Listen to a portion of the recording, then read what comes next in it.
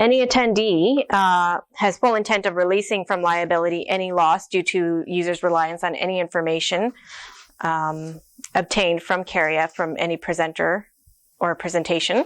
We do not guarantee the outcomes for any presenter utilizing the information we present, as each situation is unique due to the actions diligence by the investor and uncontrollable circumstances, such as economic factors or unforeseeable discoveries upon purchasing properties, even after your professional diligence. So, next here. This is our agenda today. We have our investor presenter after we do our intro, and then we're going to have a little bit of a break, and then our sponsor presenter, and then open discussion and deal presentations after that.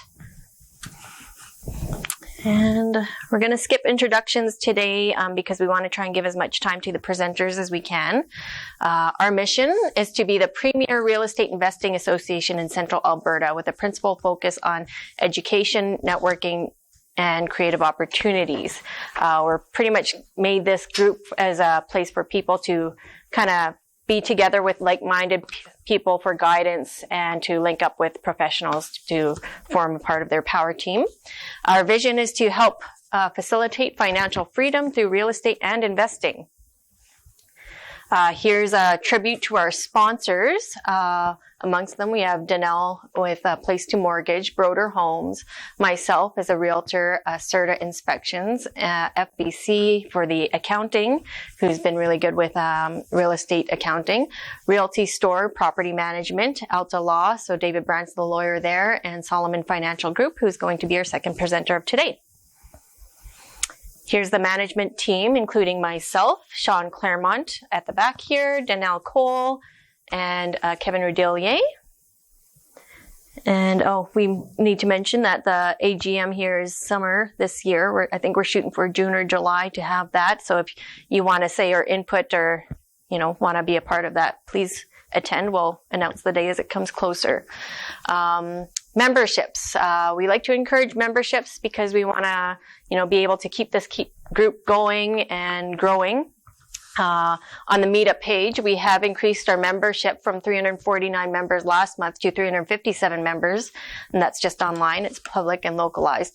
Facebook page, we have 143 likes. That's grown a little bit as well. And on the Facebook group, we remain at 31 members. Getting the most from your membership. So we have a private Facebook group where we can post deals, respond to deals, network there. We post our events on that as well. And we're working on getting the recorded events on there as well. We just need to do some editing and find someone to help with that as well. So if you know any good editors, we're open to discussing with you on who you might have. So yeah, we have a public Facebook group and a members only group. Here's a couple of other groups that you might be interested in for property management information and, to connect with other property managers and find out information on tenants and, the names that are posted there for whether they're good or bad tenants. You could probably find some information on applicants that, that are applying to your property, and they may have some comments on there for who they are. Why join? We like to encourage a great return on your investment if you are a member. We do have a number of people within our group that are always willing to guide and facilitate and teach, inspire, network, etc. So, we offer education, guidance, leverage, local networking, and opportunities. So hopefully you can sign up for a membership with us, or at least discuss more if you do have questions on that. Now we're going to lead into our first presenter of the day. He's a husband, father, real estate entrepreneur, author, inspirational public speaker. He loves to inspire others, leave people feeling encouraged, and he's known by many as the Jedi. So his name is Russell Westcott, and he's a full-time Canadian-based professional, real estate investor, best-selling author, and, it repeats again. inspirational public speaker. He's co-authored 2 best-selling Canadian real estate books, 97 Tips for Canadian Real Estate Investors and Joint Ventures, The Canadian Investor's Guide to Raising Money and Getting Deals Done. He's a full-time, it repeats again, sorry. 15 years of real estate experience under his belt, and it's his passion and profession. So I might introduce Russell Westcott to come up here. Right, so how's it going, everybody? Right? Okay, so first of all, I'm not from around here. I'm one of those outsiders that is coming to this beautiful province and this beautiful area, and I'm buying all your real estate. So you guys don't know what an acre of diamonds that you guys are actually sitting on in this province. You know, the hardest people, I'm having unbelievable success getting capital from Vancouver and BC and Toronto and Ontario to come invest in Alberta. It is like fish barrel, right? So it is, you guys, you know, the hardest people to convince of what's happening in Alberta is people that live in Alberta. Okay? So I'm not here to try and convince you guys that Alberta is a great place to invest. I believe it is. That's why I wrote 3 offers this week. I own a portfolio of properties here, and honest to goodness, the Department of Natural Resources just filled the pond back up again for us. And I'm not going to get political on anything, but that's all I'm going to say. All right. So look at that. He's already hasn't endeared himself. If I'm outside of Edmonton, I'm probably pretty safe to what color the vote went here. So, all right. So, we're going to have a lot of fun here today. So I have you for the next 7.5 hours, and we're going to have an awful lot of fun. Well, maybe we won't have fun. No, I'm teasing you. So thank you guys for the invitation. Thank you for the opportunity to come here. And I also want to make sure that I thank you for coming out here today. Like, you could be somewhere else. You really could be somewhere else. You could be on a nice patio. This is probably arguably one of the first really nice Saturday days that's come out. And you guys are, that's right. Right. And you guys are choosing to come out here. Okay, to listen to this weird guy who's this JV Jedi guy, and what's this weirdo from Vancouver who doesn't want our pipelines and all this kind of stuff. So, I'm not indicative. I'm from Saskatchewan originally. Okay, so all people from Saskatchewan you love. That's just that's all. You just always make sure you love the people from Saskatchewan because they're some of the best people around. So what I'm here to do for you today is to give you guys some really cool insights and some strategies, things that are working for me and working for the people who I coach and working for the people that I've trained over the years. And as I'm saying that, how many of you, this would be maybe your first time seeing me live in a live presentation format? Like, quick show of hands. Yes. All my crappy jokes are new again. Right? And some of you that have seen me, I can hear the groans already. And my wife, I can already hear her eye rolls and eye rolling in Vancouver. She goes, I hope he's not telling those crappy jokes again. But I've been doing this professionally, just speaking, public speaking across the country for, since 2002. I guess 2003, I started doing it full time. On that. And so I've seen it all. I've been from being a shy, introverted person that couldn't stand up here and I could barely hold a piece of paper and I was so scared. And you guys just, oh my goodness, he's gonna pee his pants. The audience was thinking like, and started from that to no different now, 17 years later. But I've been doing this for a long time. I bet I've done over 800 presentations. I've spoken to more than 150,000 people, coast to coast. But that's not my full-time gig. My full-time gig is I'm a real estate investor. Okay? The speaking thing is how I like to give back and teach and share and inspire others, because I think there's a lot of leadership that's required in the marketplace right now to make sure that you don't go down some bad paths and you don't make a whole bunch of mistakes. A lot of the mistakes I made early on. Okay, so one of the things I'm going to get right off the bat, I always like to do this. Everybody grab your phone. Grab your phone, please. I want you to pull out your phone, and you're going to put it in selfie mode. Okay? Go on, everybody, if you have a phone, get your phone out. I want everybody to stand up for me. Everybody to stand up. And what you first have to kind of do, now there's a lesson here. You guys are going to, I pride myself and have the most teachable moments of any presenter around. Okay, so everybody, you kind of look towards and have the room, the rest of the people in the background, and you take a selfie, first of all.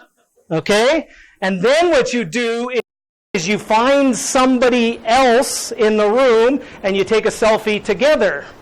Okay? Ready? Nice smile. Right? We're actually partnering up and we're doing this. Let me get in here. I'm going to take a picture of you guys taking a picture. Okay? Do one more. Maybe find someone else and get one more selfie done. Here we go. Take one. Come on in here. Get in here. All right. One more. Okay. Grab your chairs here. Now, here's what we're going to do. If you get a chance to take your phone and maybe put it on some kind of silent mode or whatever for the next, hour and a bit, I'm going to open it up for a whole bunch of Q&A and all that kind of fun stuff towards the end as well. What I actually just demonstrated for you, I actually demonstrated two very, very powerful raising capital strategies. Two of them. I teach a little bit different and I present a little bit different. I'm not up here to just go through and just plow through a whole bunch of slides and just download everything I got into you. I actually like to enroll you into the learning. It's like an advanced learning style that we actually will have a conversation as opposed to a monologue. Okay? There's two things I did already very powerfully that will help you and serve you very well raising capital. Do you guys know what the first words out of my mouth were when I came up in here after Cindy introduced me? You guys didn't pay attention? Right? Already? No. My first words out of my mouth were thank you. Okay?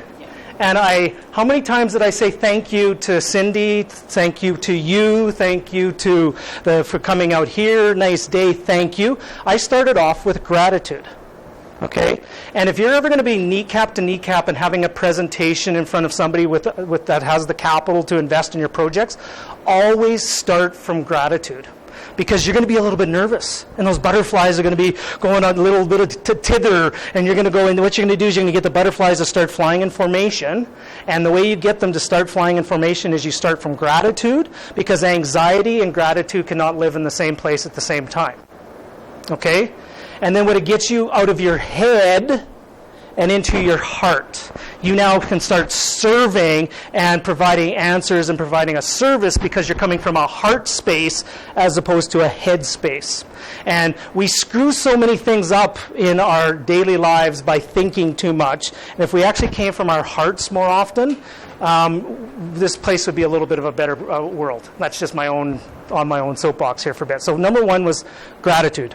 The second thing I demonstrated for you was attention. Many people don't know that you're real estate investors. Okay? So you're going to start taking selfies and you're going to start posting your journey as a real estate investor. Okay, you're going to go on, if it's Twitter or Instagram or Facebook or whatever you have, you're going to put a post in there, something like, hanging out on the nicest day of the year in 2019 so far with a bunch of crazy real estate investors learning about the best place to invest in central Alberta. Did you know what you just did? You put it out to the universe that maybe people are following and they're going to come back and go, geez, I didn't know you were a real estate investor. Right? Tell me more. Okay? Currency, attention is a new currency. And if you can do me a huge favor, use the hashtag JVJedi in there, and you can actually tap into my social media feeds that I have and a lot of the network and the reach that I have, and you can actually tag into that, and you can get spread out to larger than probably just your own network. Okay, so I demonstrated two very powerful raising capital techniques for you. Gratitude and attention. Okay? Now, what are we going to do today? Today we're going to focus on solving the 3 biggest issues that we will face in real estate. Okay? The biggest issues you'll face in real estate, I've coined this phrase TM squared. It's TMM. It's 3 things. The first one starts with the letter T, and then the next is M and an M. So I'm going to test you guys and see how good you are. I have a feeling you'll get this pretty quickly. The biggest obstacles to success in real estate, from my opinion, the first one starts with the letter T. What would you think it is? We have a time. Did anyone else have a one? Time, another time. Does everyone think it's time? You guys maybe have seen this, haven't you? Right? So the first one is time. Okay? The next one starts with the letter M. Have you guys seen this? Money is this first one, starts with 11. And the last one is the letter M. And what is it? What is it? This one's a little bit trickier, but I think you can get it. Have you guys seen this? Did I give it all away? Did you know I actually led you a little bit, and I said the next one. I pointed up my head. Like that's influence, right? When you're having conversations with people, that's what you start doing. Those kind of things, right? Have any of you guys? I'm always fascinated. Now this one's a little bit twisted. Any of you have Netflix subscriptions? Have any of you guys ever seen The Push? Darren Brown? The Push? It's a mentalist. This guy, he's a British mentalist. And what he did was he actually did an entire documentary of how he could take somebody from basically just meeting them to be able to commit murder within a few hours. By just influence in the way, and it's fascinating if you guys ever get a chance to see it. Like, it's a little bit twisted, but it actually has a really cool ending, and the story kind of all wraps up, and it's a really cool way to think about that. If you ever want to check that out, that's a really cool thing to watch as well. So, time, money, and mindset. Today, I'm going to talk to you about money, and I'm also going to talk to you about mindset. Okay? The most important, in my personal belief, of those 3, mindset is the most important. Okay? But it's the thing that the people want to hear the least about. The thing that you want to hear, the thing that you need the most is the thing you want the least. Right? For 2 reasons. A lot of people going, well, that's all fluff and, it's all soft. Tell me what to do. Tell me the how-to, the nitty-gritties. If you can be taught you can be taught everything. You can actually be taught the perfect formula to a chocolate cake. Right? If you don't have the right mindset to go and bake it, it's useless in your hands. You might as well give it to somebody else. Okay? So we're going to talk about 2 things. So here's my 2 promises for you today. Promise number 1 is we're going to share how to build an unshakable confidence. Okay? When I talk about raising capital, that you're going to have a conversation with somebody else that's going to put up the money, and they're going to partner with you, and they're going to put up all the money in the mortgage, and you're going to do all the work, and I'll talk a lot about that. When I talk about that, be honest, by show of hand, how many of you does that freak you out? Right? Having a conversation with somebody else about money. One more time. If it freaks you out, put your hand up. Honest to goodness, I think every one of you should have your hand up. It should actually be quite a little bit of a freak out session, and it should be. Here's the thing: it actually makes you a good capital raiser and a good steward of the other person's money if you actually have a little bit of fear around it. Okay, because you actually will treat it with more respect than you might treat your own. However, sometimes you have to get past that fear, and that's what I'm going to share with you today. I'm going to share some strategies on how to get past that fear and get your confidence in line. And then the second thing I'm going to do is I'm going to actually show you a genuine, real, and authentic way to have an investor conversation. How to qualify somebody. Somebody that says, it's like that proverbial, you sit there and you're all excited and you're out there and you're talking to the neighbor over the proverbial fence. You're sitting there, man, I was out looking at properties. Holy moly, there's some cool opportunities. And I was listening to this crazy guy on Saturday. And geez, I learned all these new techniques. And man, I'm out there shopping for properties. Holy moly, I can't wait to find all these deals. And then the neighbor across the way there thinks you're crazy and won't talk to you again, which is actually kind of good too in some respects, right? Or they sit there and go, well, tell me more. And then you start having that conversation. But then how do you have a conversation with somebody who's interested to eventually qualify them to make sure that they will want to work with you? Okay, I'll walk you through that step by step. And I'm actually going to demonstrate it to you. I will actually do it live for somebody here. Well, I'll have a conversation, and I'll demonstrate and role model for you how I would have a conversation with somebody. Okay, then I'll give you guys all the questions. I'll even give you my script. Okay, that's all for you for coming out here today. And then, so here's the full agenda. I'm going to talk about the 7S confidence program, the tried and true qualification process. How do you awake your investors at dawn? And then also some of your next steps. Now, when I'm presenting, like I've been doing these presentations, so let me ask a quick question.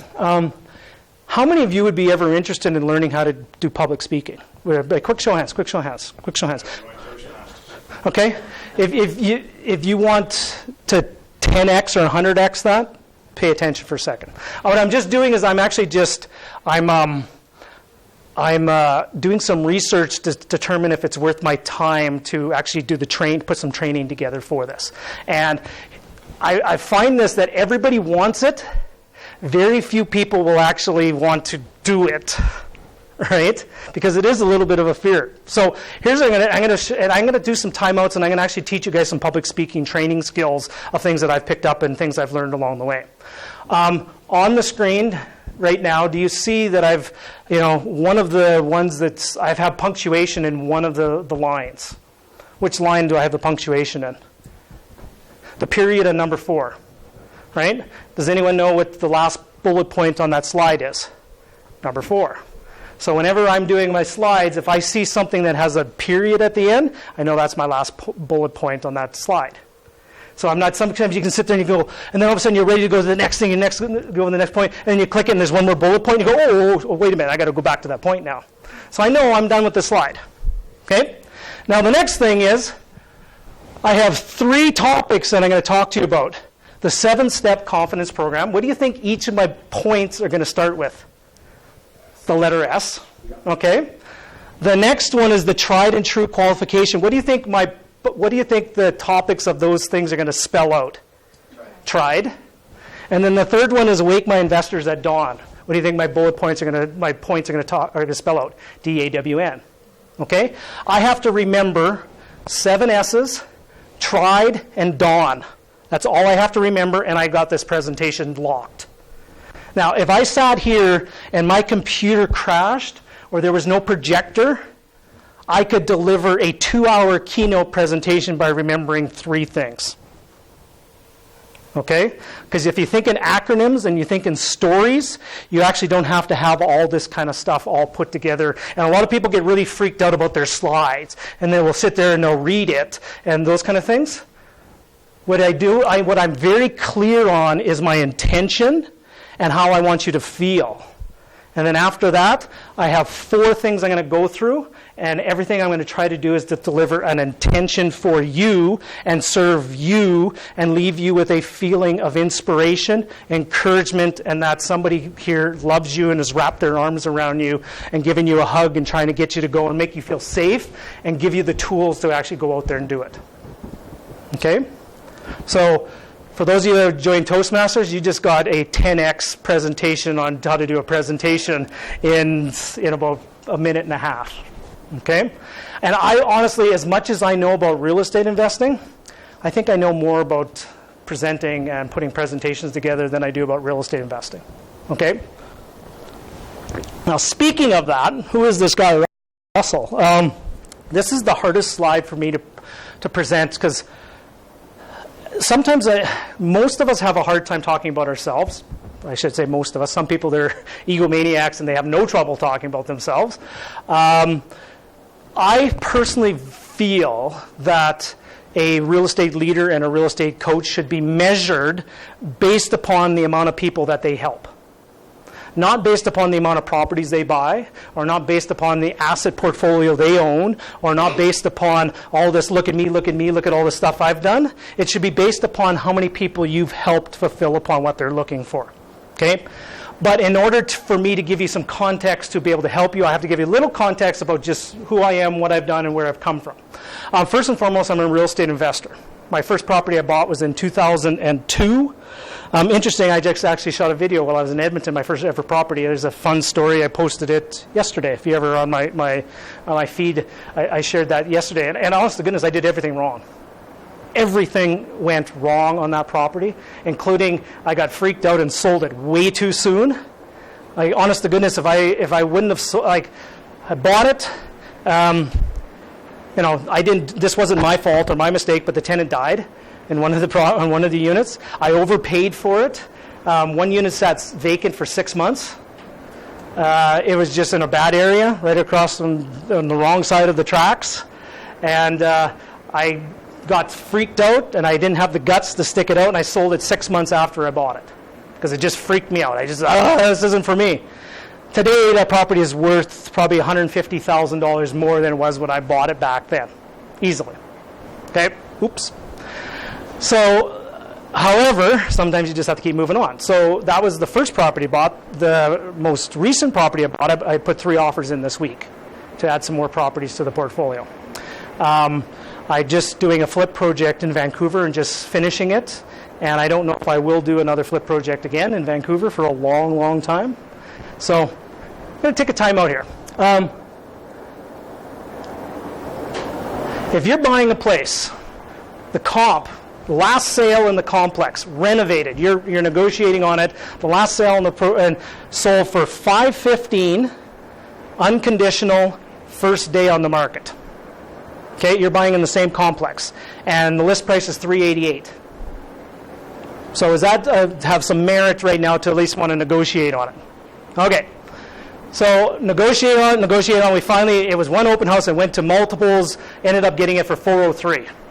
So still, how much is the spread between the last comp and what I bought it for? $112,000. Okay. My renovation budget was $35. I put in $37 and change. So okay, so I'm into it for what? $440, give or take. $440 and change. It took us only 1 month to turn it around and get it on the market. It was on August of last year. We listed it at $499. No, we're not being greedy, right? The last comp, remember, $515. So we wanted to say, well, will you come out of the market? Lots of showings, no offers. No offer. So finally this year we lowered it in January to $449 to get an offer. That's my bottom, that's my cost. Okay? Lots of showings, no offer. Finally had an offer.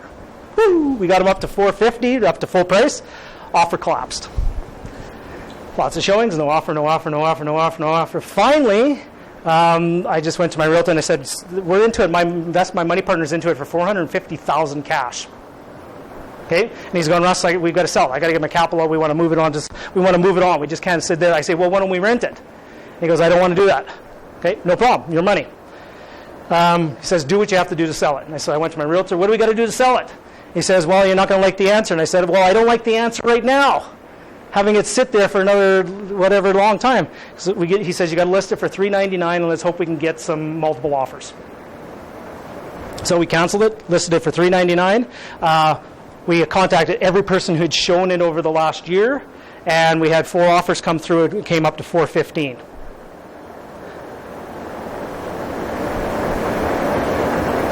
That sucks, right? Remember, I'm into it for minimum $450, $460. So that's how quick the Vancouver market has turned. And it's different, and every pocket's a little bit different. And by the time when we had stress test rules that came out and foreign buyer taxes and all these other levies that were put on, things turned in a heartbeat. Now, here's the thing. Could I cry and stew on my pillow? Yeah, I've done that. Now it's time to move on. Okay? We're taking the capital we get out of that. We're moving into a different project. Because mistakes happen. Markets everything doesn't always turn out rosy. Okay? Now, I don't have to tell you guys here in Alberta that, the confidence has been shaken to the core over the last decade. Arguably, properties that I have bought in 2000, I bought probably 34 places in 2007 in Edmonton. Okay? So what is that, 12 years ago? I would bet not one, I shouldn't bet. I know not one of them is even close to the value I paid for it back in 2007. Not one of them. Okay? So don't think that impacts a confidence of what you're doing. right? I was sitting there going, man, I should know better. I teach this stuff. I could use a swear word there, right? But I do. I teach this stuff. I should know better. And I was beating myself up. I was blaming myself. I was blaming myself for everything that was going on in the market. And I would blame myself. I didn't know what I was doing.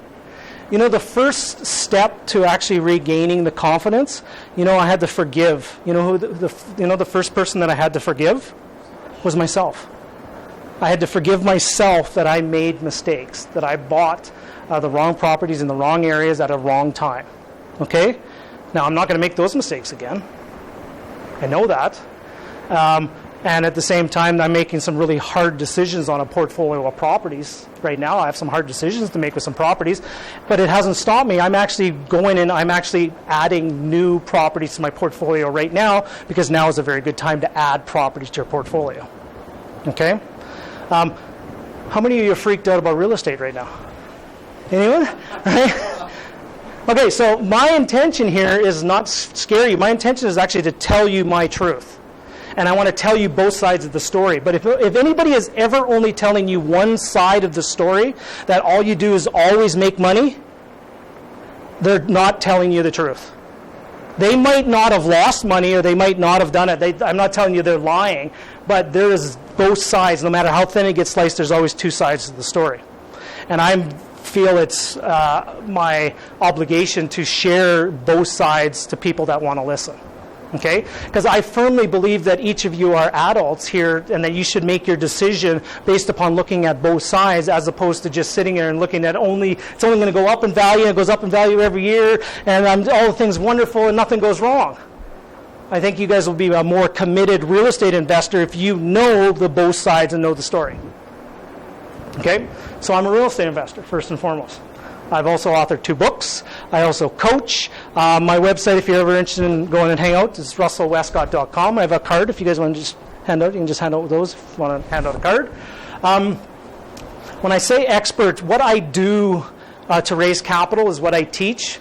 So I'm one of those people that do what I teach. That's why I would say I'm an expert. And I'm going to share with you the stuff that I'm doing right now that is working for me. Okay.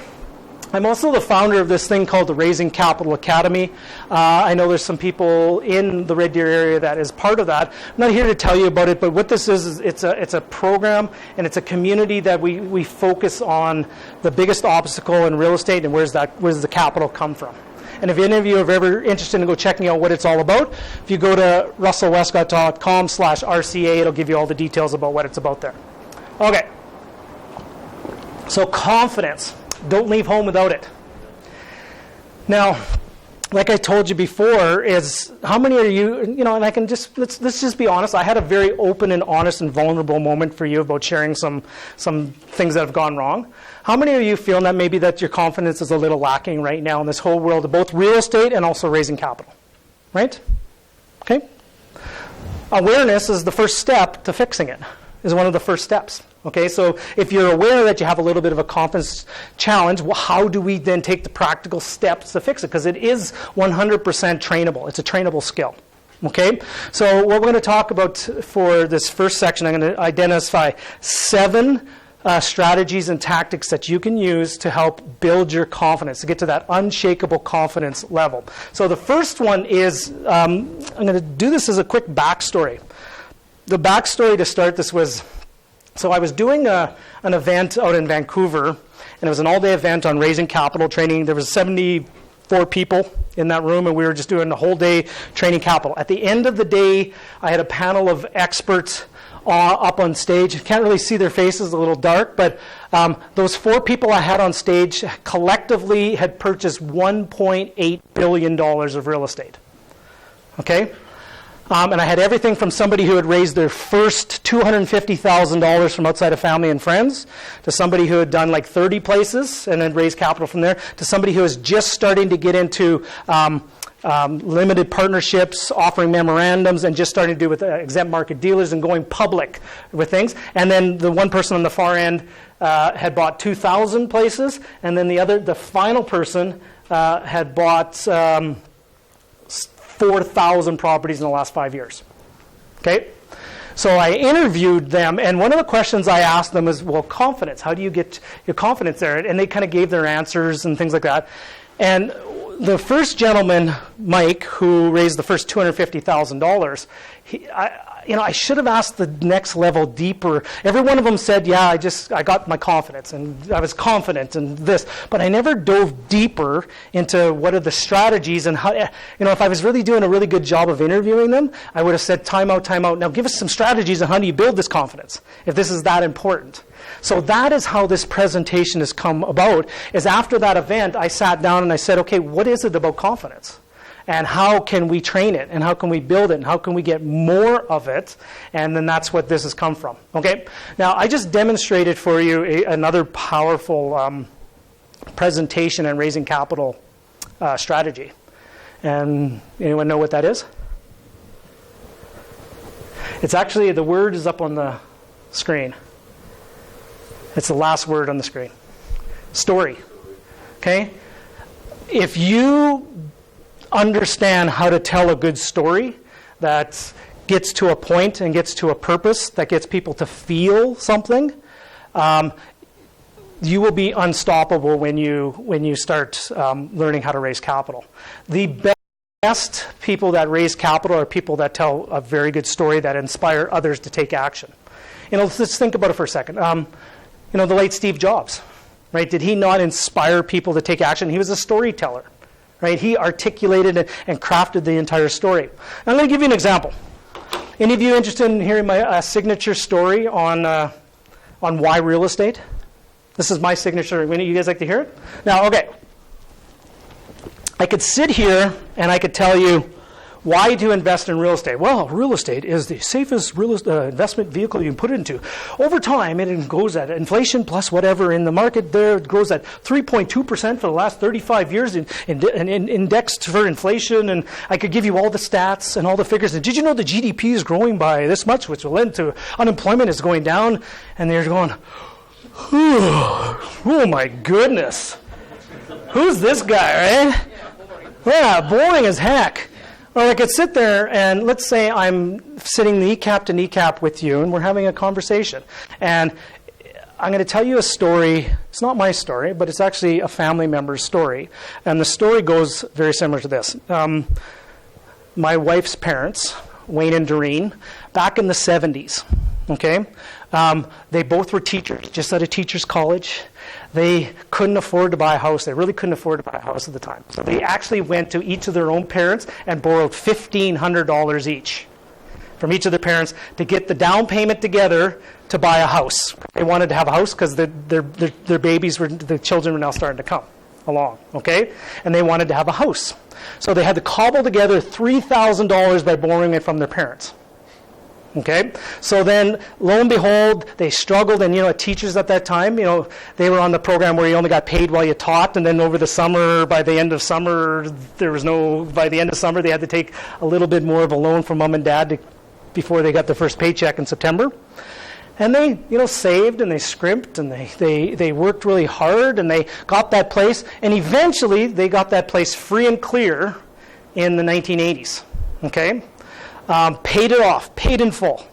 And they had this wonderful place to raise their two beautiful daughters, Laura and Corinne, who is my wife. They just sold that place 2 years ago now, and they netted $1 million, tax-free.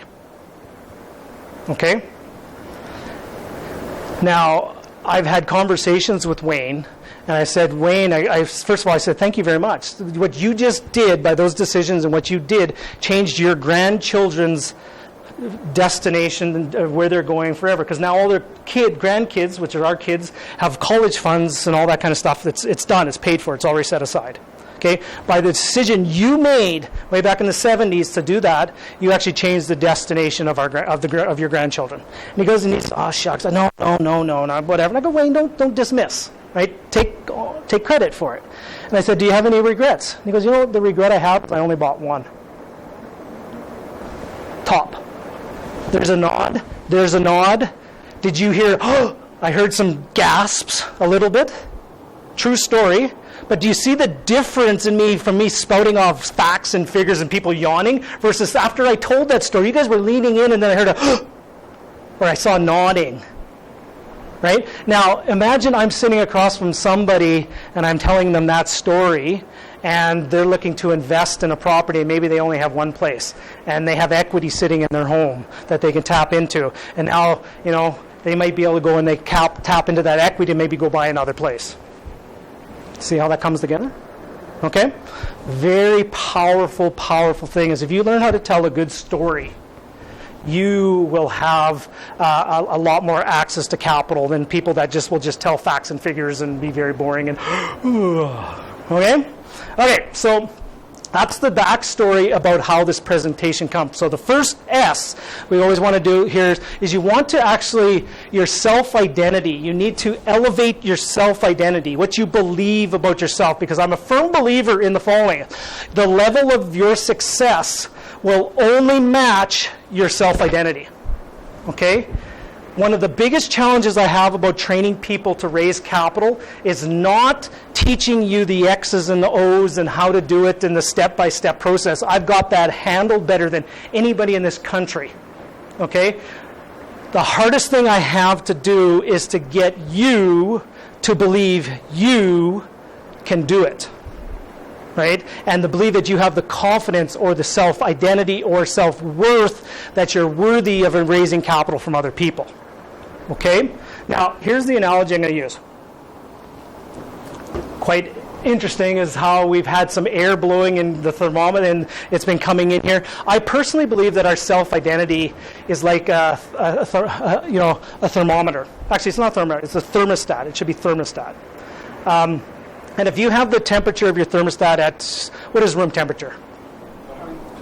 19, 20, 21? So let's say it's 21 degrees.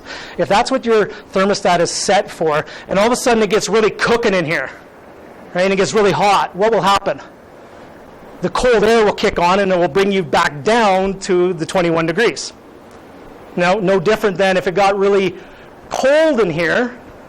Let's say it got down to like 17 degrees, and then all of a sudden the heat would kick on and bring you back up to 21. So it regulates everything to be fitting around that 21 degrees.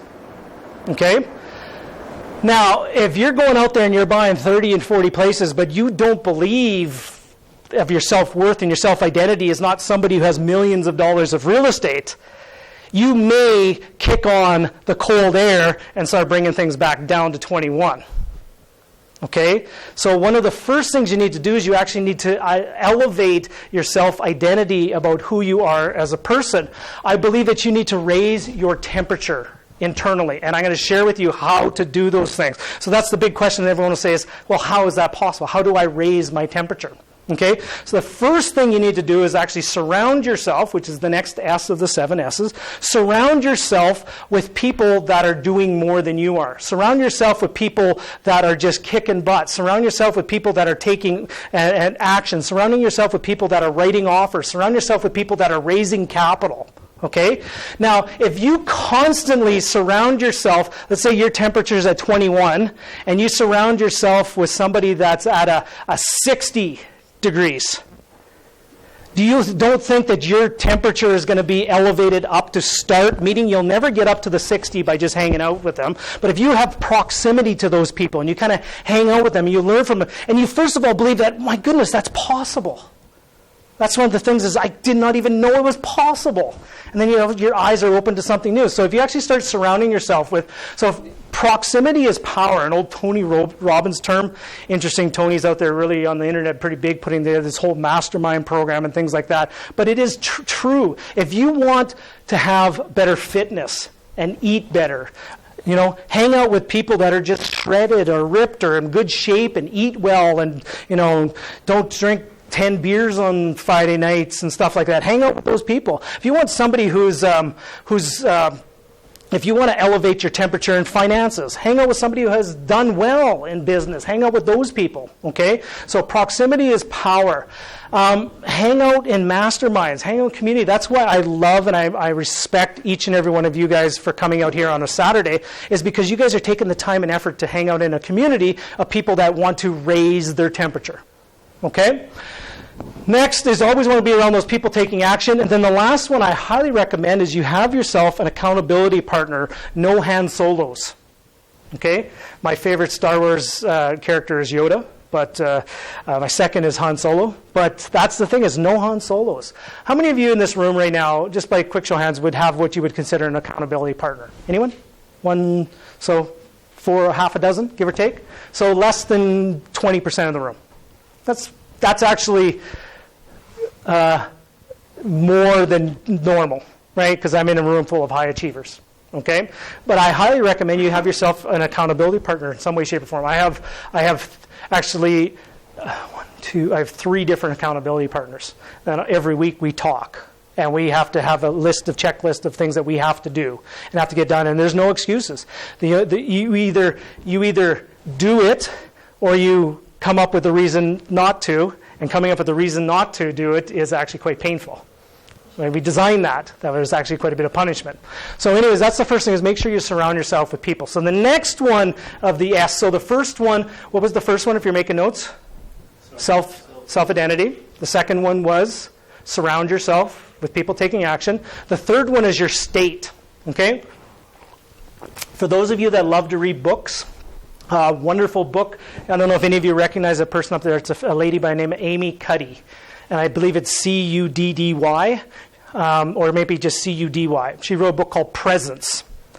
She has an amazing TED Talk. If you just Google Amy Cuddy Presence, she has an amazing talk on the physiology of your body and the presence you have. And if you're going in for a job interview, if you're kind of slouching or just, you'll know what it's kind of like. I'm going to give you two analogies. You're sitting there right now, and you're driving away, and you're maybe getting a little fatigued driving, and you're going there, and then all of a sudden, in the rearview mirror, you see flashing red and blue lights, and woo, woo, woo. What happens? You get this big shot of adrenaline, and what does your body do? Does you kind of just go, oh, it's the cops, the po-po. You're sitting there going, what's going on, right? You just had an instance, and you're actually really hyper-aware. You're no longer maybe feeling a little fatigued. Nothing changed. What changed? Cortisol went up. Exactly. You got a big shot of adrenaline, but your body, something happened. Your body moved. You moved in a different way, right? So your state physically changed.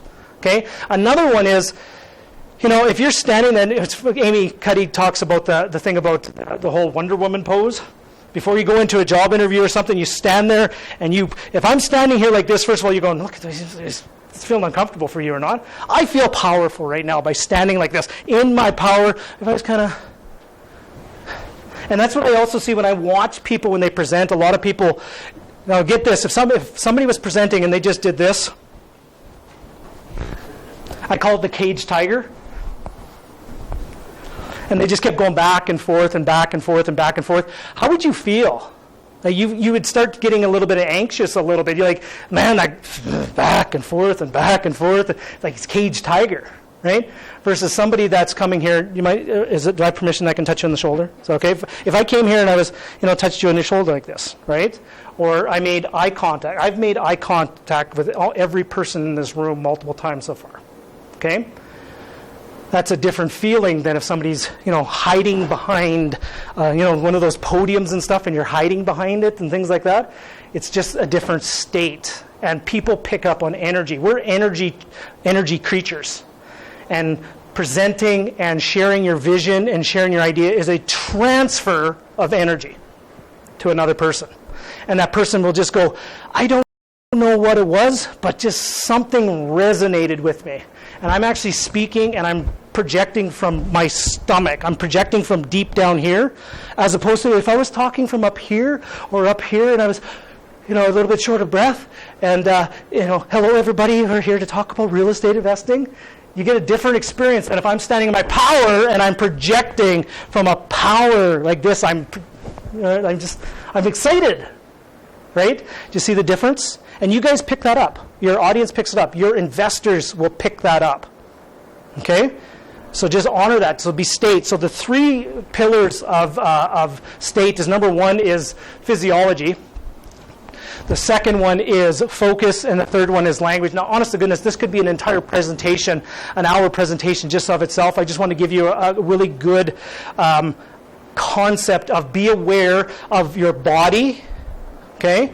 Be aware of what you're focusing on, and be aware of what the words you use. If your focus is on what am I going to say next, and I'm sitting there and you're telling me about your hopes and dreams and your aspirations and why you invest in real estate, and all I'm thinking about is, what am I going to say next to close this deal? What am I going to say next? I'm not listening, right? My intention is to really listen, and you'll get it. It goes, man, I don't want to invest with that guy, but he really understood me, and he understood, and he listened. Okay, now here's an example I'm going to share with you as well. Many of you guys probably are aware, Tony Robbins, right? Arguably the greatest personal development experts in the last 40 plus years. I go way back to studying with Tony, way back into the late 80s, maybe late 80s, early 90s, cassette tapes, Personal Power 1, 2, all the power talks, everything. I actually did the Unleash the Power Within. I did the Fire Walk in 1995 in Vancouver. Got the T-shirt to prove it. Okay?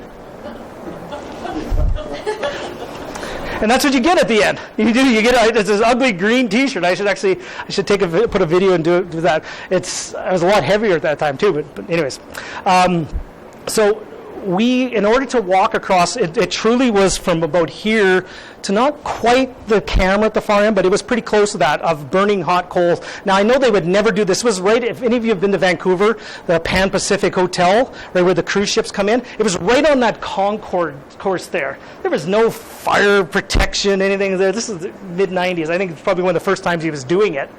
Now, in order to prepare to do that, we took almost 4 hours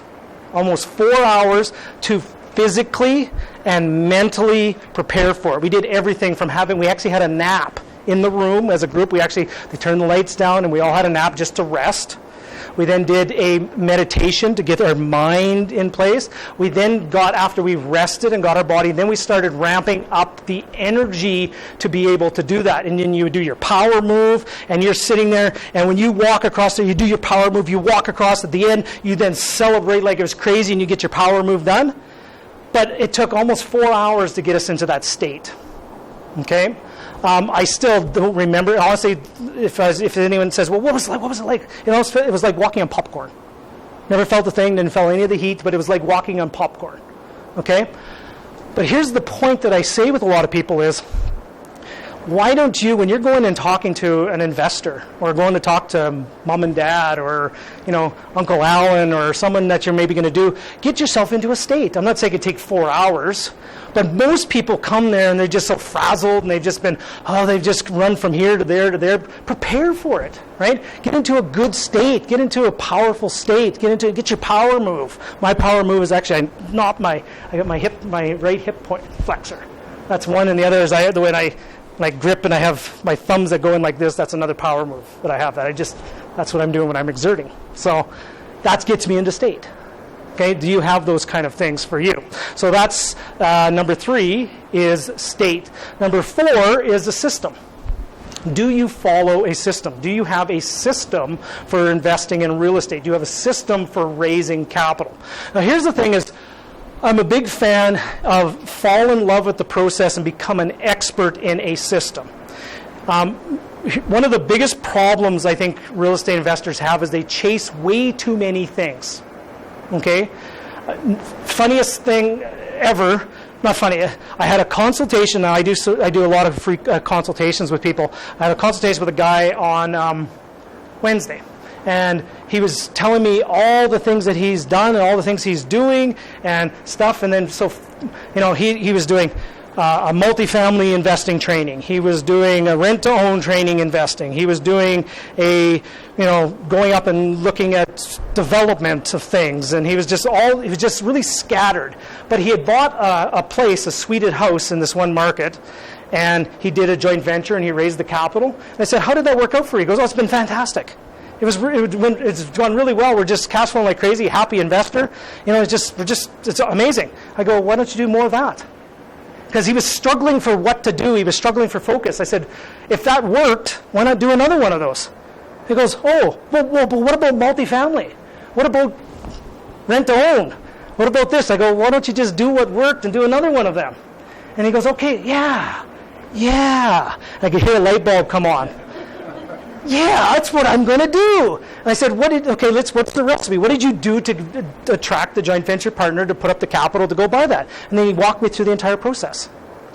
And I said, why don't you just keep doing that? And he goes, yeah. And then at the end he goes, well, one more final question, Russ. He goes, that event we were at on the last weekend, there was a guy there that was talking about tax deeds and tax liens and auctions in the U.S. What do you think about that? And I said, oh, good grief. I didn't hang up, and I go, let's rewind this conversation about a half an hour. That's my answer. And he goes, what do you mean? I said, well, you just need to focus. Why don't you focus on what you've done, what has worked, and why don't you start to scale that? And then maybe once you've exercised and it's all done and you fish that pond out, then maybe transition.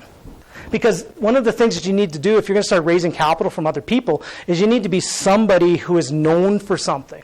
You have to be have a focus and have an expertise. You have to know a system that you're following. Okay? So here's what I tell people a lot of the time too is focusing on becoming a master of a system will help you overcome a perception of a lack of experience. Okay? It's one of the biggest things people have as a reason why they don't raise capital is they feel they're not an expert. Okay?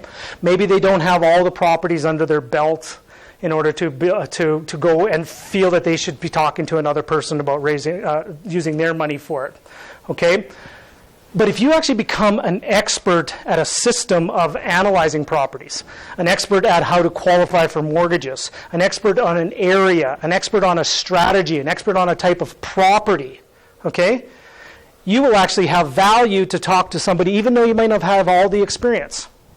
Okay, and an early mentor of mine once said, and I'm changing it up a little bit to make it a little bit more gender friendly, is that in the land of the blind, the one-eyed person is royalty. Okay, most people feel that they don't have all the experience, so they stop taking action. But most of you, just coming and listening to this presentation or coming and being part of this group in this association, you have more vision than most of the people you will come in contact each and every day. And in the land of the blind, the one-eyed person is royalty. Okay? Now, my first property I ever bought was bought with another person's money because I had none of my own. It was with my hiking buddy, and we went hiking all the time. And lo and behold, we talked about real estate while we were hiking. He had bought himself. He was on his third place, but he had a crazy busy job. So he believed in real estate. And what he saw in me was somebody who was willing to do the work, someone who was willing to invest in themselves, somebody who was willing to go to the workshop, someone who's willing to build the network, someone who's willing to get their hands dirty. And I just kept telling him on each of our hikes, I would keep sharing with him, you know what, I was in Edmonton last week and I looked at all these properties while I was out there. Holy moly, there was some bad stuff, but I found these 3 things, and here's the reason why I really like these 3 things. And you know what, I met this person while I was out there, and he bought over 450 places. I can't believe it. I'm just learning. I'm like a sponge. I'm soaking it up from all that. Right? So that's what we talk about. And then the next time he would see more action I was taking. He's more action. His name's Perry. Perry saw that I was willing to invest in myself. I'd never bought a property yet, ever. I was a renter. Okay? I'd never even bought a personal residence. I never even qualified for a mortgage. Okay? But he saw I was willing to invest in myself first, and he was willing to invest alongside me. Okay? And I asked him just recently, we still actually have 2 properties together. I asked him just recently, why did you ever invest in me in the first place? He just said, Russell, I believed that you had a willingness to do whatever it took ethically and legally to get the job done. And I trusted that. And I would much rather trust that than to put my money with a mutual fund person that's going to charge me fees no matter what happens. Right? So that's how it was. It was my willingness to do the work and my enthusiasm and my excitement and my energy that got my first one, which then led into another one, which led into another one, which led into another. And to date, I've now, up until, 25, and I've had 2 more this year. So I've done 27 different joint venture partnerships over a course of 17 years. Okay, and always looking for more. Right? And that's why I said I'm bringing capital from BC and Ontario out as well. But here's the point with this is I focused on a system of investing in real estate, buy and hold in a certain city, in a certain type of asset class, in a certain type of market and things. I focused on that and became known for that, as opposed to jumping all over the place and chasing all these different rabbits. Okay, it will take time and you need to practice. Now, here's the thing. Here's a term. I can't remember where I heard it from the first time, but I've taken it as one of my own thoughts. It's not my original thought, but I've changed it a little bit. It's a term called practicing aggressive patience. Okay, what does aggressive patience mean? Aggressive patience means that you're aggressive on a day-to-day basis of doing the work. Each day you put aside the tasks that you're going to do and you're aggressive to get the job done every single day. But you're patient with the outcome and the result. Okay? The analogy I'm going to use, I talked earlier about that chocolate cake and that chocolate cake recipe. Does anyone, when I say chocolate cake, about the third time now, you're starting to drool a little bit? Yeah, chocolate cake.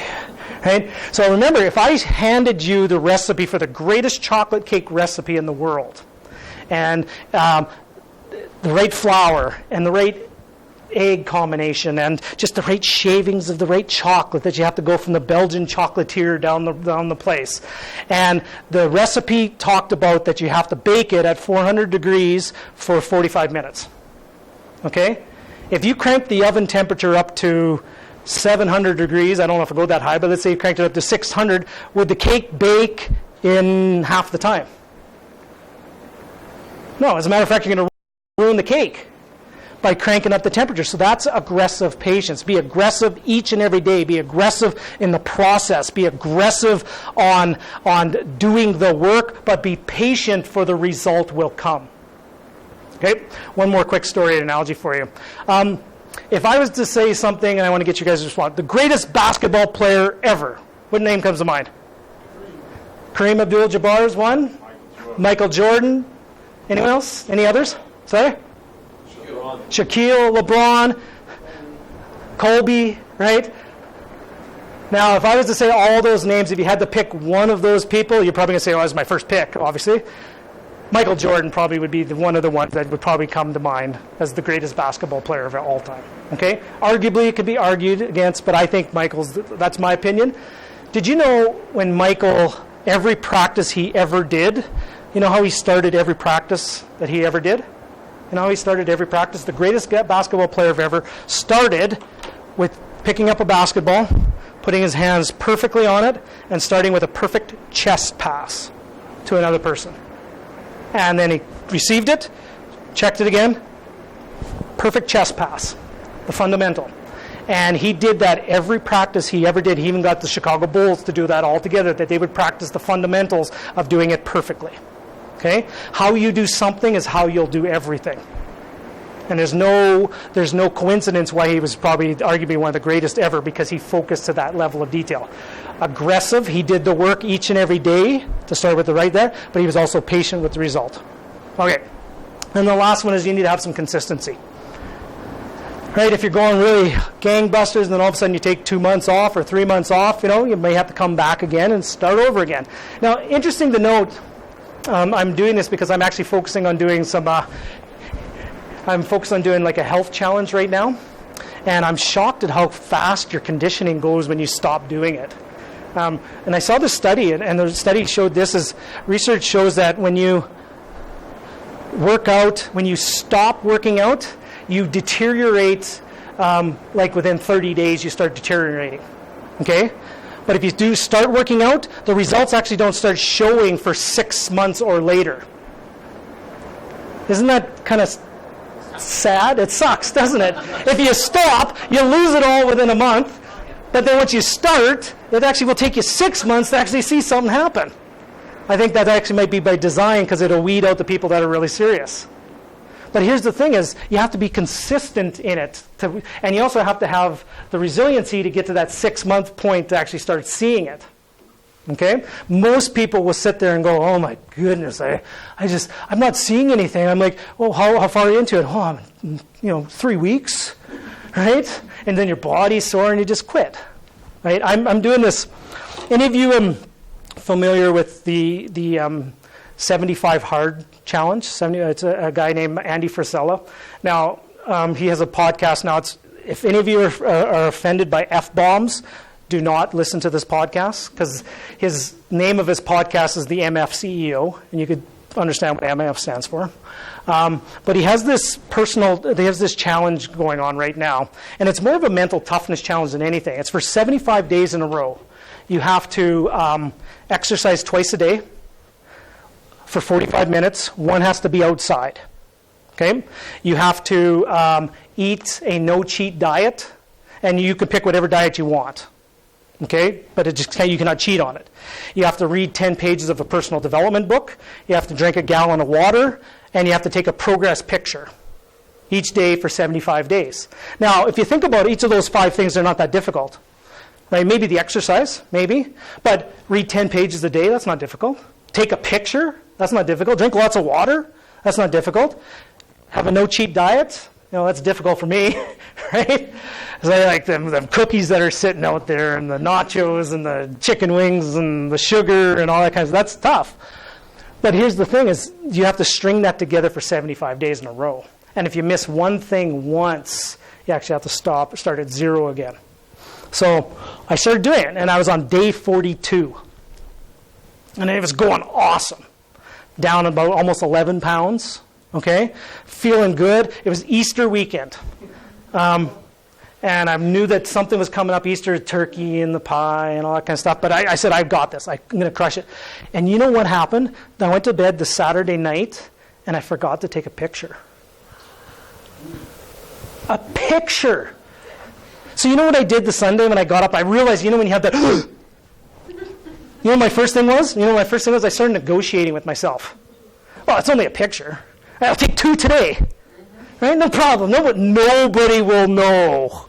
Right? I'm the only one that's going to know. But then I knew. I would know. A damn picture. So I had to start again at day 1. Again. So it's now going to be 110 days, potentially, with one thing in there. But what I did was I cleaned up my tolerances on the picture. The first thing I do in the morning when I get up after I go to the bathroom is I take a picture. I put on some clothes, but I take that project. I take a progress picture first, so you tighten up your tolerances. Okay, the simplest thing is not going to trip me up again. No different than when you're a real estate investor. If you have a system on that you have to look at 10 properties a week, or you have to analyze this, or you have to make 5 phone calls or something like that, you just make those processes in place. Consistency. Okay. The next one is small wins. I'm a firm believer in that you need to have something, first of all, you need to have something called what I call a success swinging singles. Like not just swinging for the fence every time, like get up to the plate and get the ball in play. Right? Get some wins under your belt. Set up the game to win and get a few wins under your belt and keep moving forward. The next is momentum. You want to always have momentum on your side and keep that momentum going. Here's the thing that you need to do. What the most important thing about this is having the small wins is that you keep your promises. Mostly you keep the promises to yourself.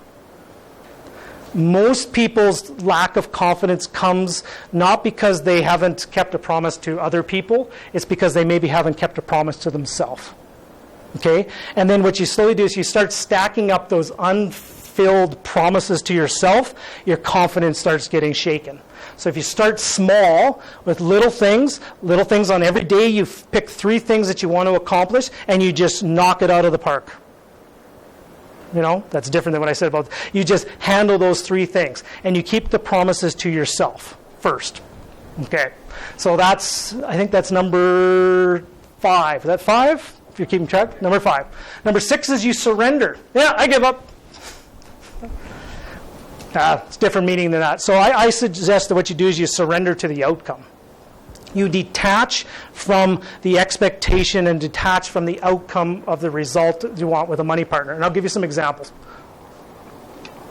Number 1 is that you serve other people. And you always have their best interest in heart first. When I have a conversation with a money partner and an investor, the first thing I will talk to them right up the bat is I will say my intention 100% is to help you move forward to do what's best for you. If in the process that we do that you come out to the conclusion that it would be best for you to move forward without working with me, that's okay, because my intention is to serve you. Now, I'm going to share this with you. Let's be honest and open this. When I asked you about the fear of raising capital from other people, okay? Let's put it on the table. What are you scared of? Let's verbalize it. Tell me what you'd be scared of. No. That they say no, rejection. Okay. What else? Come on. That you cannot get it back. That you can't get it back. That you might lose. You might lose their money, right? Right. They're going to say no to you, right? What else? Come on. Let's be honest. This is a healthy conversation. Sorry. The market burns down, right? An act of God, right? What else? Come on. These are things that you have to need to have. Fear about Sorry? fear about just having that conversation, appearing. Just fear of that they'll think you're a doofus, that you just don't know what you're talking about, right? That's kind of what I was going to say. They're going to ask you something you can't answer. Yeah, that you can't answer it, right? And you just fear of looking bad. Okay. Did you guys hear all of the things in there actually had a very common theme? It actually had a word in it that they always common in there. It was the word me or I. Okay? I'm scared that I'll look bad. I'm scared that I'll lose their money. I'm scared that I don't have the answer. What was a couple of the other ones? It was all internally focused on yourself. You think? Was that not a lot of it there? So just imagine if you actually change that perspective, that your 100% of your focus was to help serve them, to deliver their intention and help do whatever you possibly can to help them win. That changes the whole fear concept. Most people will do more for others than they'll do for themselves. And if you don't believe me, here's a case, here's an example. You guys want to know the way to make sure to guarantee that you're going to clean your house? Want to know a guaranteed way to clean your house? Invite friends over. Why wouldn't you want to, I'm no judgment here, I'm just talking to myself. Why wouldn't you want to clean it for yourself? But friends are coming over, but you better have it clean for them. Right? So you clean before they come, and then you clean after they leave. Right? So that's the thing is I'm trying to get you here is if you focus on and helping another person win, and then you participate in their win with them. That is a completely different conversation. A lot of people will come up, and I hear this all the time in the consultations I'm working with people is, well, how do I convince somebody to invest with me? And I say, get rid of that word convince. You're convincing nobody of nothing. You have an incredible opportunity that you're willing to provide to another person to help them win, and you only get paid if they win. They're participating with you. You're doing them a favor. You hear what I'm laying down here? As opposed to, well, how do I convince somebody? Right? I'm scared I'm going to lose their money. Like, here's the thing is, you may lose the money. The money may go away. I've had multiple, and I had that fear originally. And here's the thing: is you have going to the intention right from the beginning that you're going to do the best you possibly can. Fort McMurray burned down. Was that your fault? No, the money lost it. You did all your best you possibly can, and there was an act of God that lost all this money. Should you take personal responsibility for that? Right? And a matter of fact, what you probably should do is you should probably share in that responsibility because you're both on it together. So now think about this from the investor. If they went on their own and bought in Fort McMurray on their own, how much are they on the hook for? 100% themselves. Because they worked with you, you actually take responsibility and you share in the loss. Okay? I've had money partners where we've talked about right from the beginning was it's not about the money, it's not about the money, it's not about the money. And then all of a sudden there's been some losses on a couple of them. It was about the money. Right? And then I've had some conversations with some money partners that during the lost times, our relationship is stronger now than it ever has been. Okay? Because we galvanized together, we rallied together, and we fought together, and we're struggling through a few things. But it's in the progress, is in the struggle, right? And I even have one relationship here. Sorry if I'm being way too open and honest and too vulnerable here for you. I have some of you, if you've been RAIN members for a while, you maybe have known the story. And it's funny, I don't think I ever completed the story. And somebody who listened to all the CDs and stuff I put out, I told the start of the story, but I never finished the story. So way back in the day when I was fairly early in buying real estate, I bought some properties, and my niece, who was 12 or 13 at the time, I gave her a portion of an equity portion on one of the properties I bought. Okay? It was fun. We had a little joint venture agreement. She had to pay $1. It was like a Christmas present and all that kind of fun stuff. So lo and behold, 6 years, and the intention was that I would pay for her education, her college fund. So lo and behold, 6 years later, I get a message from Uncle Russ, is it possible to get my money from that property that came out and stuff like that? And I'm going, well, let me tell you, I bought the place. It hasn't gone well. I bought it at a bad time. As a matter of fact, it had a $40,000 assessment along the way too. And when $40,000 assessments come, the values typically skyrocket. Right? People, when those things happen, people typically mail the keys back to the bank. And the value is less than what it was when I bought it. Plus, I also had it on the hook for paying all these assessments. So, unfortunately, the money's not there. And the mistake I made is I had that conversation with an 18-year-old, but I should have had that conversation with her mother, my sister. My sister has not talked to me since that day. Right? So, that's something that I have to take accountability to fix, even though it's both of our responsibilities, right? I have to take the full responsibility for that, because I cannot take full responsibility for all the good in my life until I take full responsibility for all the bad. I cannot blame another person or blame their perspective or whatever. I have to take responsibility for that. Okay? But I will stick to the story. I'll stick to the exact same thing. And so I'm saying to my sister, I go, the time I was going, do you want me to come out of my own pocket to pay for your Kelsey's education fund? So anyways, work to do. So some people go, family, investing with family. It's totally up to you. One of my early mentors said you must invest with family because you must help family first. Okay? In this case, that hasn't worked out yet, but I'm hopeful, and I'm pretty sure with putting the work in, it will be repaired.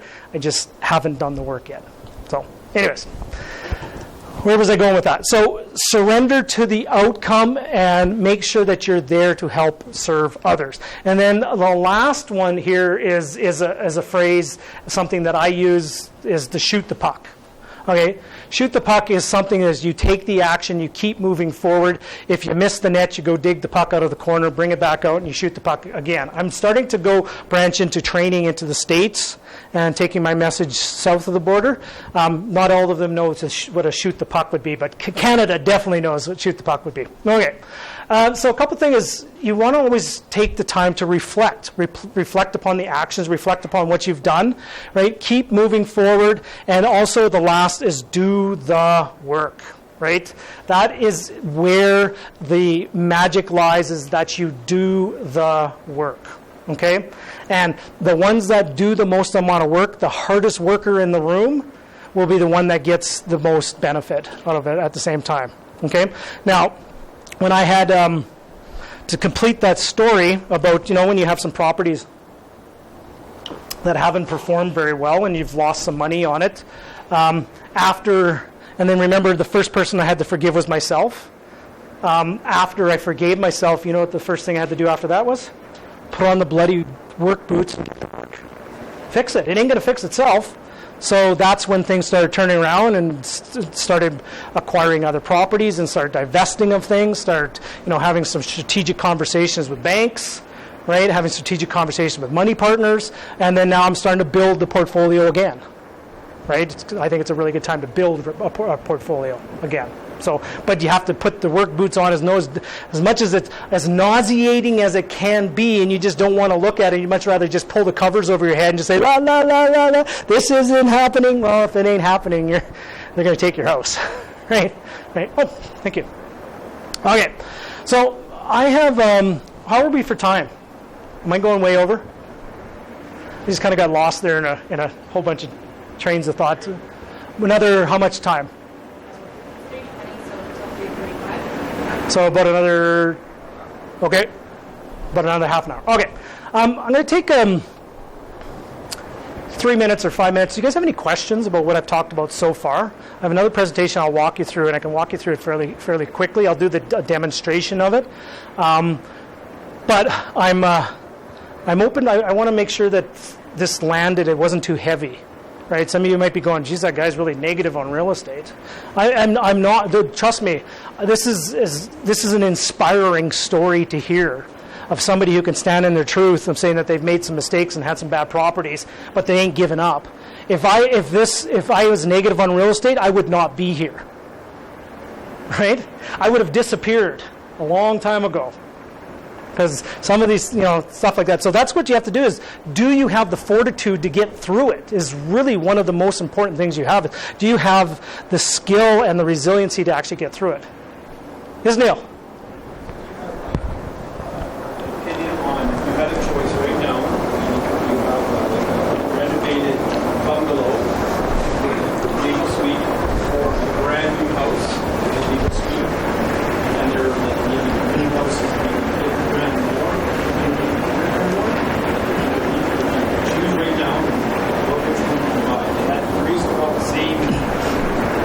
Okay, if it was $100,000 more, it's definitely not $100,000 difference right now. I'm building brand new construction places. The cost that I'm getting them for is $460,000.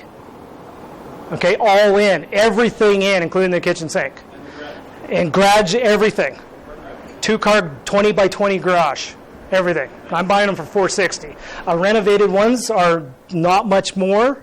They're not much less. As a matter of fact, in some cases, I've seen they're more. If it was a $100,000 difference, I probably would go the other route. But here's the thing. I'm a fan of brand new construction because it's under warranty. Okay? Now, here's a case study. Business partner of mine owns 17 brand new construction properties that they built within the last 5 years.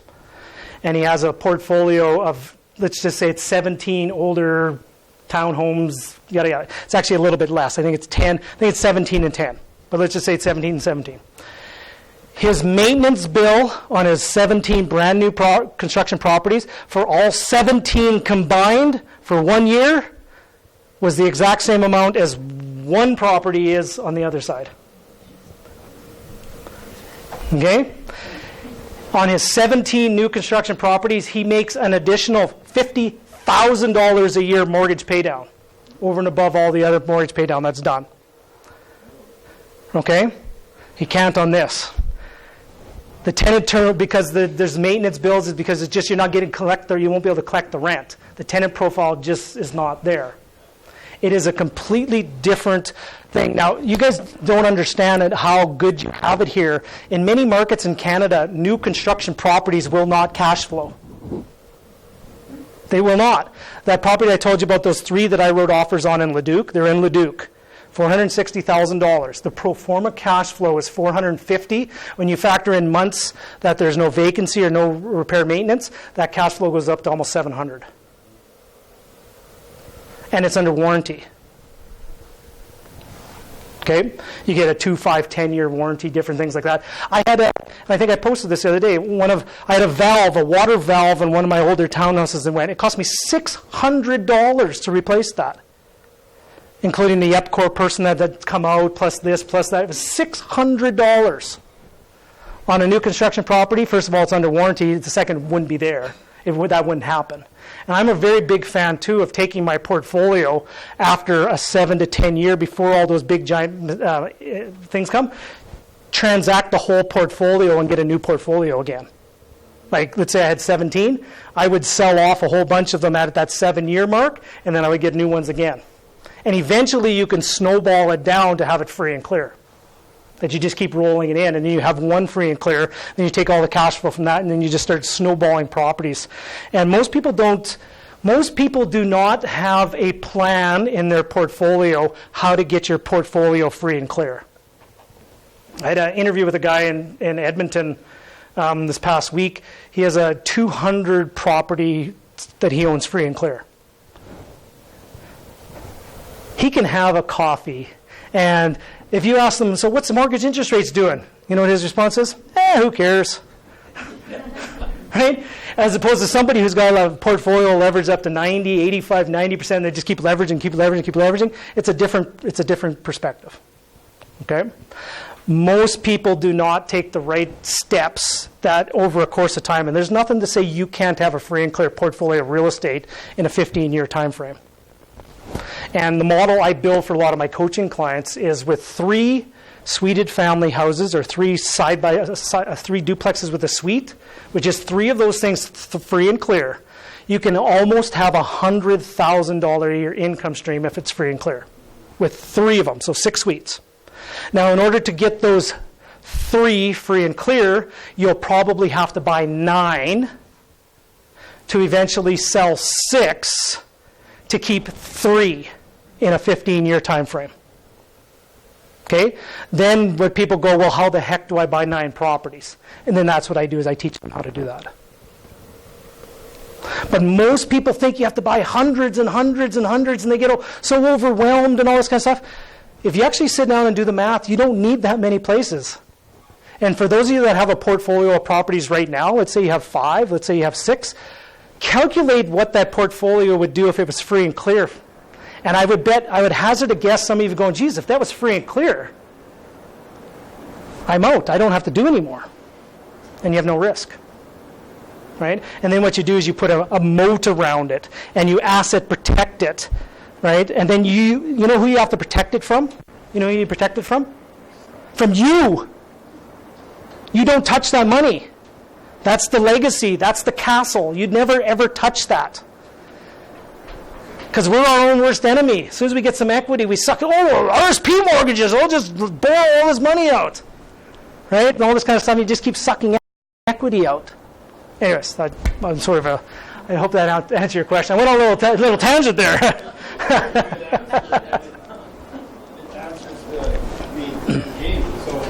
But if you had a choice of having that same new house without a legal suite, again, apples to apples, would you prefer, what works better is having that legal suite with a man door in the back, or a really super nice house, and maybe you get a little bit less rental income, but everybody wants their privacy, you want rent challenges. Yep.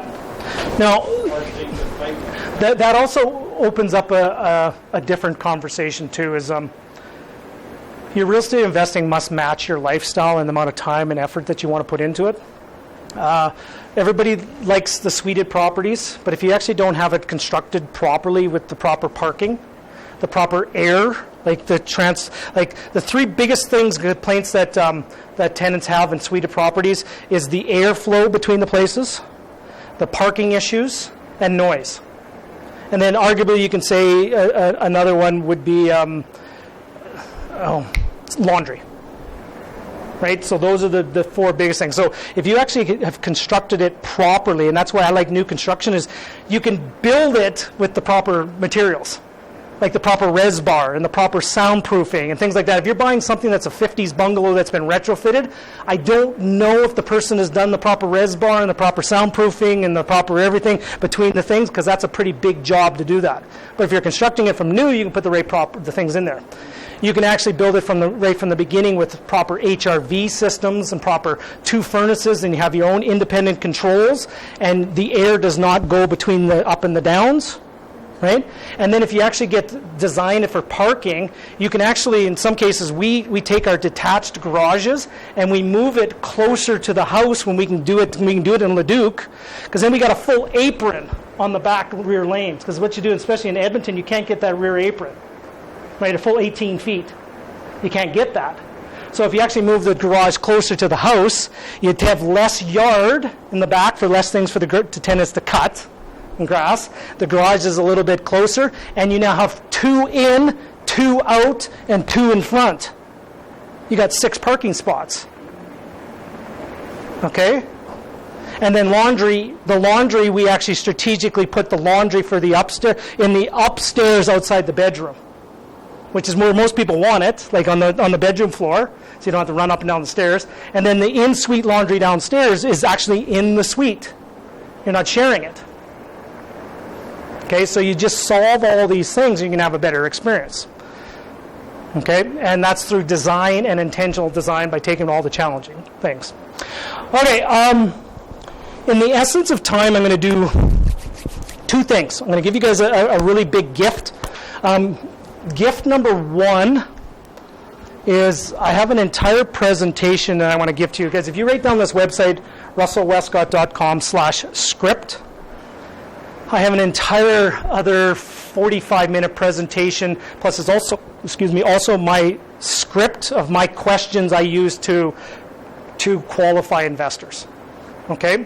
So that's another training for you guys there. If you go to that, it will cost you your email address. Sorry to say. I hope I didn't cross any lines by doing that, guys. But that's a big gift there. Just the script alone and the questions that I ask. But what I'm going to do for you is I want to do a demonstration here for you. Get the right slide. But now what I do is I need somebody who I'm going to get a volunteer. But it doesn't just be anybody as a volunteer. So what I want you to do is raise your hand if you have, say, younger children.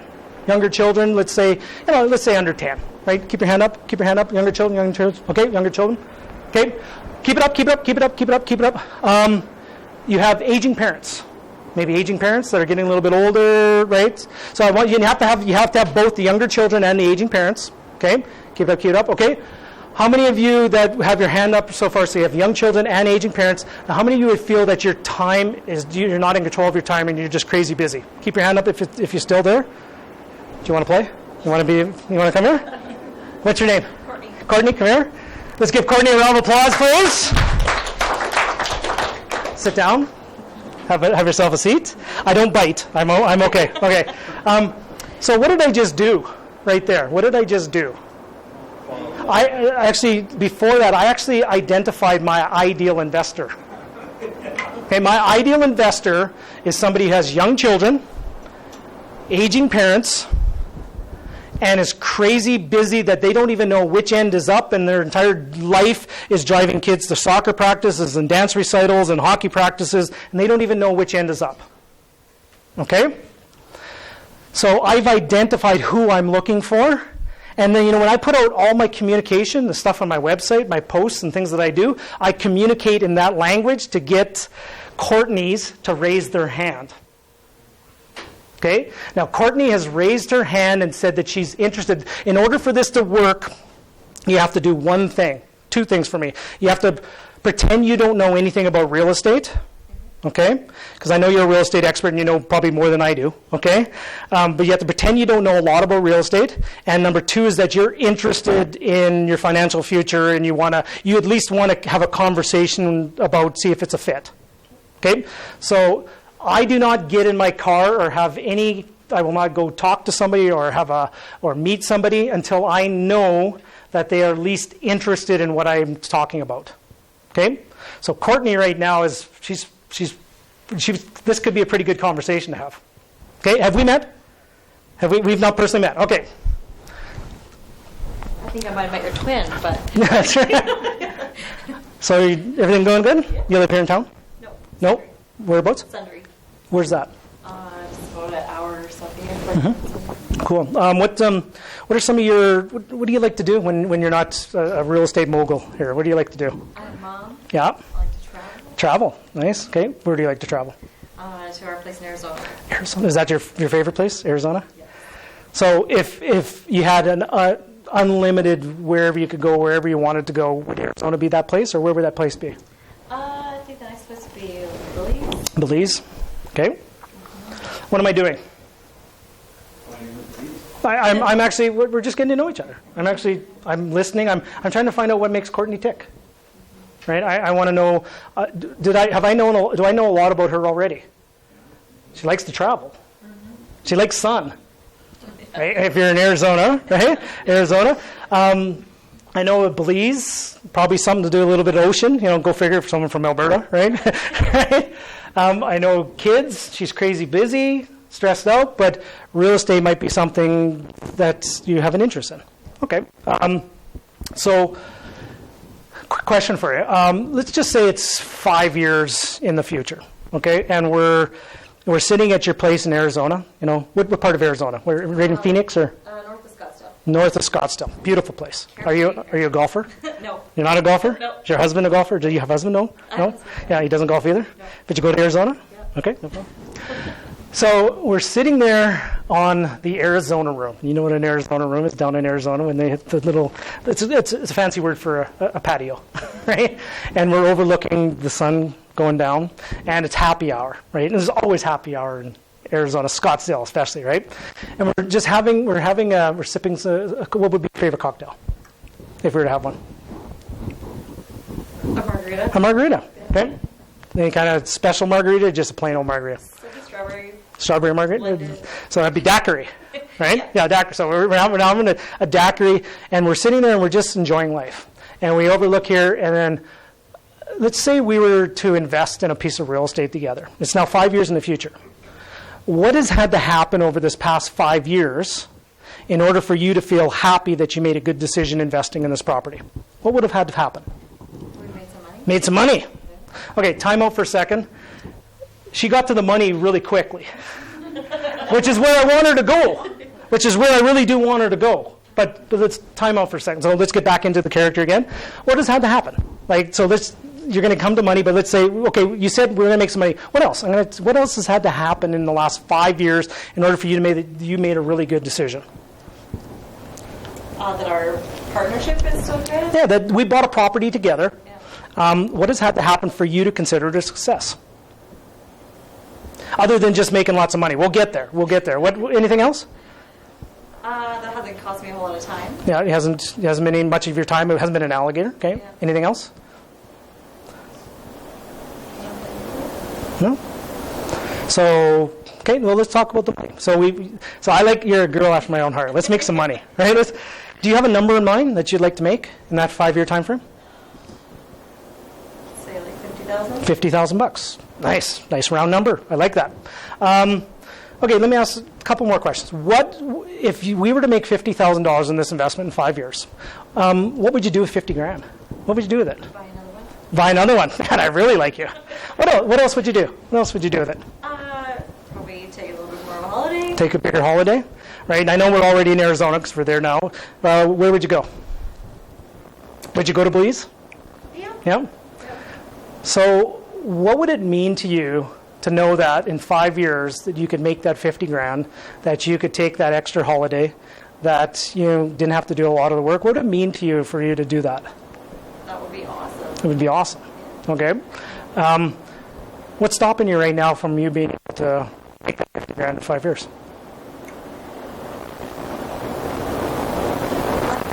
Time. Yeah. Yeah, probably like finding a person who's going to do it for me. Yep. Like Just don't really have a plan. Not sure what to do. yeah. Just not confident, trying to figure it out. So if I was to show you a way that without any additional time, that we could potentially make that $50,000 in 5 years, would you like my help? Okay. Whose idea is it to invest with me? Is it not her idea? What did I do? I asked a whole bunch of questions. I didn't. Have I presented a property? I have now been given permission to present an opportunity to help you make money. Now, we got to the conversation a little quicker than most conversations will get to, but what I just walked you guys through and showed for you in real life, that is a conversation I have on a weekly basis with people. Now, if it came out to, in the conversation, and Courtney said to me, and I asked her a question, what's stopping you? And you said, you know what, nothing. I can do this. You know what my response would be? I know you can. You want some help doing that? I will recommend you to this person or this person. You just go do it. I know you can do this. Let's go. Let's help you. Let's serve. Let's do that. Let's get you out there. And then dollars to donuts, how busy you are, you won't do it. And then I'm going to keep following up with Courtney down the road. And I'm going to say, so how's that property? Did I recommended you to the 3 people you needed to talk to? How's it going? Like, what's going on? Next time I see her, right? And she can say, I just haven't got, life's crazy, this, that. I go, well, would you like my help again? Right? So let's give Courtney a round of applause. Please. Okay, so I will show you guys exactly what happened. What exactly what happened. So the first question I always ask is, I call it the future pacing question. I put Courtney 5 years into the future in a place she loves, and I asked her what? What has had to happen over the last 5 years in order for you to feel this was a successful investment? She's telling me the recipe for success. I'm not telling her that this place is going to make lots of money and this place is going to do this and I'm going to do this for you. I've not told any of that stuff to her. She's telling me the answers. Okay? And that's called a future pacing question. It's an early mentor of mine, Dan Sullivan. It's one of his most brilliant things the most brilliant thing is you put somebody you put somebody into the future, and with the result, and you ask them what has had to happen over the time frame in order to get that result. So what she's now done is Courtney has now told me all the things that have had to happen. Eventually, we need to get to a conversation that Courtney needs to make some money. Right? She got there really, really quick, which was okay. But typically others might be I just need to feel heard. I need to have trust. I need to know that this is taken care of. Have a lot of those kind of conversations. But eventually we get to the point of money. Okay? She came up very quickly about with $50,000. Typically, the next line of questioning comes up is they call it the $100,000 magical question. Typically, it's $100,000. Now, if Courtney did not get to a point where she would tell me the number of how much money she would like to make in a time frame, and I'd ask the question, so we obviously want to make some money. Do you have an idea of what the number is? And she goes, well, I don't know. And well, you probably do. If she didn't tell me a number, I said, typically most people will say about $100,000. How's $100,000 sound to you? Pretty good. Once I got that number established, what was the next line of questioning I had? What would you do with $50,000? Okay? I got Courtney to start dreaming about what she would do with $50,000. I then eventually would get Courtney to probably tell me about her passion for Belize and traveling to Belize. Okay? And then I asked another powerful question after that is, what would it mean to you to know that you could make that kind of money in 5 years? And usually you'll get things like, prove others wrong, or man, I haven't been able to do that, or you get those kind of things. So what I'm getting Courtney to do is to tell me what this recipe for success, she's telling me her why she wants to invest in real estate. So far, everything she has told me is her idea. And now, gentlemen, you can have your spouse tell you something and tell you something and tell you something, but all of a sudden then your drinking buddy tells you something, and all of a sudden it's true. Right? Because now, so what I'm going to do with Courtney is I'm going to be sitting there, my goal for you is to get you to Belize. When I make my presentation package to Courtney, I'm going to put in pictures of what in the presentation package? The beaches, the sunsets. The colors I'm going to use? I don't know the colors of the Belize flag, but I'm going to use them in there, right? I'm going to talk about sunsets and daiquiris and things like that. I am talking to what is the most important to Courtney. Okay? Then I asked a very powerful question after that, was this. What's stopping you from getting it? Powerful, powerful question, because I need Courtney to tell me something of the following. I don't have a plan. I don't know what I'm doing. I don't have the time. I just can't see it. She has no vision to see it. Okay? And then I led with, after that question, what was the last question I led with? Would you like my help? She has to tell me, yes, I want your help to try to get me to Belize. Now I've been given permission to present a piece of real estate to Courtney. You know what most people do? Most people do this. They post out on social media, got a property, it's available, this kind of ROI, great this, great that, wonderful things. First of all, don't ever put on social media, do not put any ROIs on there. You're a big red flag for getting security commission to come down, and they'll shut you down in a heartbeat. Most people just put this all out there. Who's interested? And then all of a sudden, sometimes they post back and they send a message back. I'm interested. And then what you do is you send them a deck, a PowerPoint deck with all the numbers.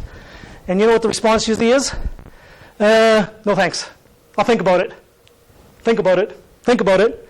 Because you actually don't know the reason why they want to invest. I put something out like that, and then my first conversation is, okay, awesome. I'm glad you're interested, Courtney, in having the conversation. We need to have a discovery session because I want to find out if I can help you. If I can't help you, I'll be honest and tell you right up front. Does that sound fair? We'll then sit down and we'll have a discovery session where I walk her through that. She has now given me permission to pull out my presentation. Now I've got all that information that she's told me, and I'm going to go back and customize it because I've got to make sure that my presentation opportunity can make her at least we can make $50,000 in say 5 to 7 years. Okay? And I'm going to customize it with all the beach pictures and sunsets and Belizes and kids, and I'm help solving her problems. Okay? Now that's conversation. So I'm going to get you guys can take a picture of this one. This is kind of a little cheat sheet for you as well. So it's the 5 years in the future, right? Their definition of success, the $100,000 question. What will you do with it? What does it mean for you? What's stopping you from it? And do you want my help? That is the framework of the conversation I have to qualify investors. After all of that is done, I now would then present an opportunity to somebody. And I have a greater chance of success with them, now with Courtney now. Now, I'm not saying this works every time, but it works more often than not. I just recently, interesting, Courtney was, Joe and Courtney were the last ones. So going through this, we did all this. We got really clear on the reasons why. And it came right down to a point where offers were going in. And they came back and they just said, you know what, we're just a little uncomfortable with the volatility in the Alberta marketplace. We'd much rather invest in our area back home in Aurelia, Barrie and Aurelia. And you know my response at that time was? No problem. For you, that is probably the right answer. Right? Now, here's the things. You've made a decision and you're clear in what you're doing. Don't let it go to waste that you've made that decision. Keep moving forward. Are you interested in maybe, I'm a very good coach, I can actually help coach you through the process. They potentially might be coaching clients. But I also know dollars to donuts. Probably in 3-4 months, I'm going to follow up with them again. And I know how crazy busy they are. They're probably going to be at a point where they just didn't do anything. And I'm just going to say, are you interested in having the conversation again? Or maybe they bought a place in Barrie and Aurelia. And I'm going to high-five them. I'm going to send them a card. I'm going to congratulate them. I'm going to do that because that's my intention from the beginning is to help serve them win. And if it's the right answer for them is they do it themselves in their own market they feel more comfortable with, that is a win. Right? I can go to bed at night with my head on my pillow and say I did a good job. And then there'll be more people like Courtney and Joe coming down the pipe. An old mentor of mine once said, SW, SW, SW, SW. Some will, some won't. So what? Someone's waiting. And there's always someone waiting. Okay. That is the official presentations I have. I know I'm a little bit out of time. I have one final story to share with you guys if you're interested, but I'm also cool for... How about I share one final story, and then we can do some Q&A? Is that cool, or did you have something else? You had another presentation? We'll take a quick break, and then we'll do the presentation. We have time. Okay. Yeah. So we have time for the last story, or we have time for the Q&A? Yeah, you can do both. Never. No, sorry, I'm your guest. I don't want to interrupt your house party here. Okay, one final thing. I'll keep the story short, and this is just a kind of fun way to kind of wrap things up. Does anyone know the term plata o plomo? Anyone know that term? Any Narcos fans in the room? Narcos? Anyone watch Narcos? Plata o plomo? The translation means, the loose translation means the lead or the silver. Okay? Now the story of this that comes down to way back in the old Mexican mafia days, when the Mexican mafia people wanted to have a zoning bylaw change or a rule change with the city officials. They went in and they made a proposal to the city officials, or the rule makers. Can you please make this change for us? And they would say no. So then, no problem. Then the bosses, the mafia people, in the middle of the night, sent over one of their people with a revolver and a bag of silver. And your choices are, you can take the lead or the silver. Okay, now I'm not teaching you this as a sophisticated negotiation strategy with your money partners. Okay, so you were given an ultimatum. There was actually a really big punishment, but there was also an award. Now, I'm not advocating bribery. So here's the point I'm trying to get for each and every one of you is as follows. Most people do not put deadlines on themselves, right? And a very severe deadline that there is something severe going to happen if you don't do it. But if you do it, there's a huge reward for you. Now, fun story of this, I was doing one of the interviews with my Standing on the Shoulders of Giants interviews that I do with people that have raised lots of capital. And this one fellow was telling me the story. So he had quit his job. He convinced his spouse to quit the job. I'm an entrepreneur now. Flower petals fall at my feet. I'm an entrepreneur, right? Walking there. I am going to go and I'm going to start selling investment things for this developer. I'm going to go sell their product and I'm going to get commissions. They told me I'm going to get minimum $200,000 a year just starting with, even if I don't even know what I'm doing. So I convinced his wife of that. So first month goes by, nothing. I'm learning. Lots to learn. Second month goes by, nothing. Third month goes by, nothing. Month 6 goes by, still nothing.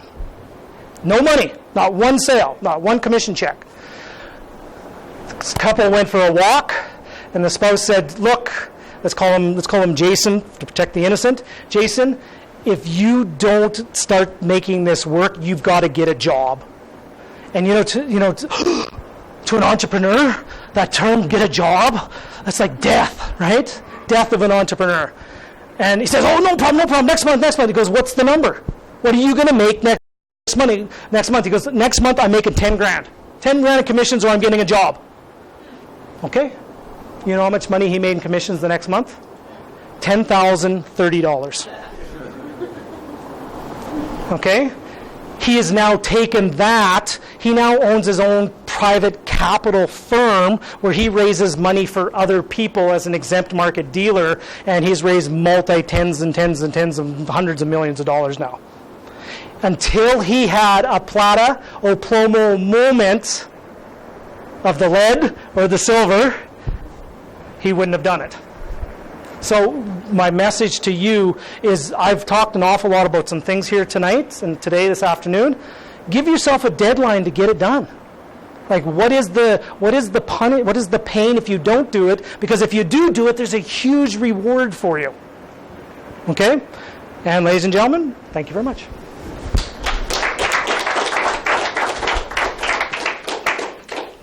Oh, one thing, if any of you guys want, if you do sign up, if you want the slides, there's my email address. I will send you a copy of the presentation if you want as well. So, any questions? Or have I freaked you guys out? Someone's got a question. Email again? Russell@russellwestcott.com. If you remember my name, you got it. Have I scared you guys all so much that I think my email address on the card as well. Pardon me? 5 years from now, where do you see yourself? Where I see myself? I see myself with a free and clear portfolio. It might take a little bit longer, but my goal is to have my portfolio paid off in the next, I say 5, but it'll probably take 7 to 10. That's my goal. I have to make some money too to do it. So that's why we're doing some things. We're doing some developing. We're buying infill lots in Edmonton, and we're putting up 8 plexes. So where there was one house, after it's done, there's 8. And I have some capital partners and that are coming in on the development side. So my lane of what I do very well is I'm an evangelist to go across the country and teach people how to raise capital. Lo and behold, the more people I teach how to raise capital, the more capital I raise myself. It's a law of the universe that the more people you help do something, the more comes back to you. And I'm here at no. Did you pay? Have you paid me to come here, Cindy? No? We should talk about that. I'm here on my own, right? Because I believe that if in this room, if I can help you guys buy some more real estate and pick up some more assets, and I'd love to come back again in another year, wink, wink, nudge, nudge, and I'd love to hear the story about the progress that you guys made, because I have a vision in my life that, when I'm done with this game, I'm sitting in Starbucks, and I'm enjoying my coconut milk flat white sitting there, and I either have a child or a grandchild or someone come roll up on me and just say, thank you. Are you Russell Westcott? Thank you very much. What you taught my mom or dad or my grandparents have changed our life forever, and I just want to thank you. Can I buy your coffee? And that's one of my goals. That's one of my visions I have in my life. And at the same time, the more people I help inspire for you to do that, I will buy more real estate, because I'm now holding myself accountable. If I'm being authentic in my teaching and I'm not doing it myself, I'm out of integrity, right? So the more people I teach and the more I share, I have to be integral to myself that I have to do it. And it actually holds, you guys are all my accountability partners, if you think about it, because I'm teaching you what I do, which means that I have to go do more of it. Right? Because that's what a true leader does, is they teach and inspire and elevate other people's performance and bring everybody else up. And then what you keep doing is you keep raising your game to keep inspiring and elevating other people around you. Did that help? All right. In the 25 words or less, can you just expound on the buy 9, sell 6, and clear process? It's actually an entire. The process is called. I call it the 3-2-1 free program, and I don't know if I'm going to trademark it or not, but it's a ratio of 3-2-1 free. Okay, buy 3, sell 2, keep 1, free and clear. You could buy 18, sell 12, keep 6. It could be buy 30, sell 20, keep 10. What I then do is I walk people, I know it's more longer than 25 words, I start with people that will tell me what the net cash flow they want to accumulate. I start with the net number, and then I work backwards to how many free and clear properties you need to buy. How many free and clear properties you need to own to get that cash flow number.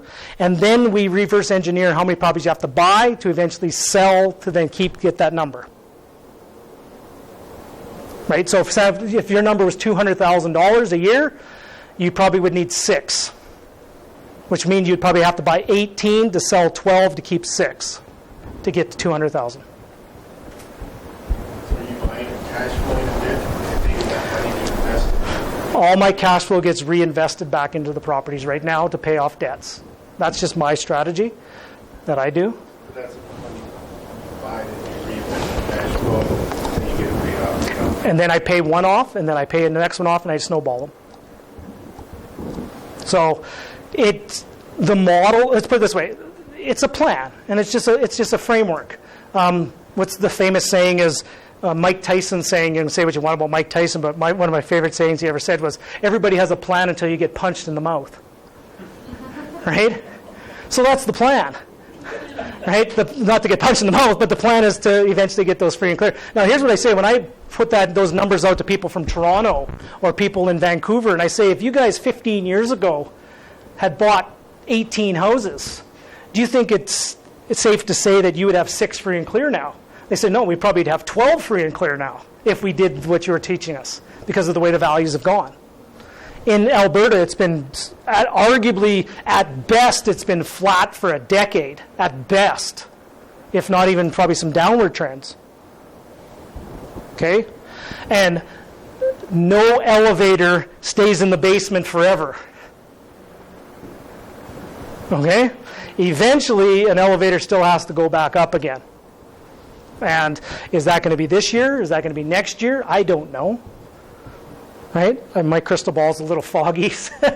Right? But like I said, it cannot stay down forever. And if you get some good cash flowing pieces of real estate right now, that you get an amazing tenant profile and you can start paying them off, and then all of a sudden you get another little boom, a little spike or something like that. It doesn't have to. The model I'm putting together is only 2% growth a year.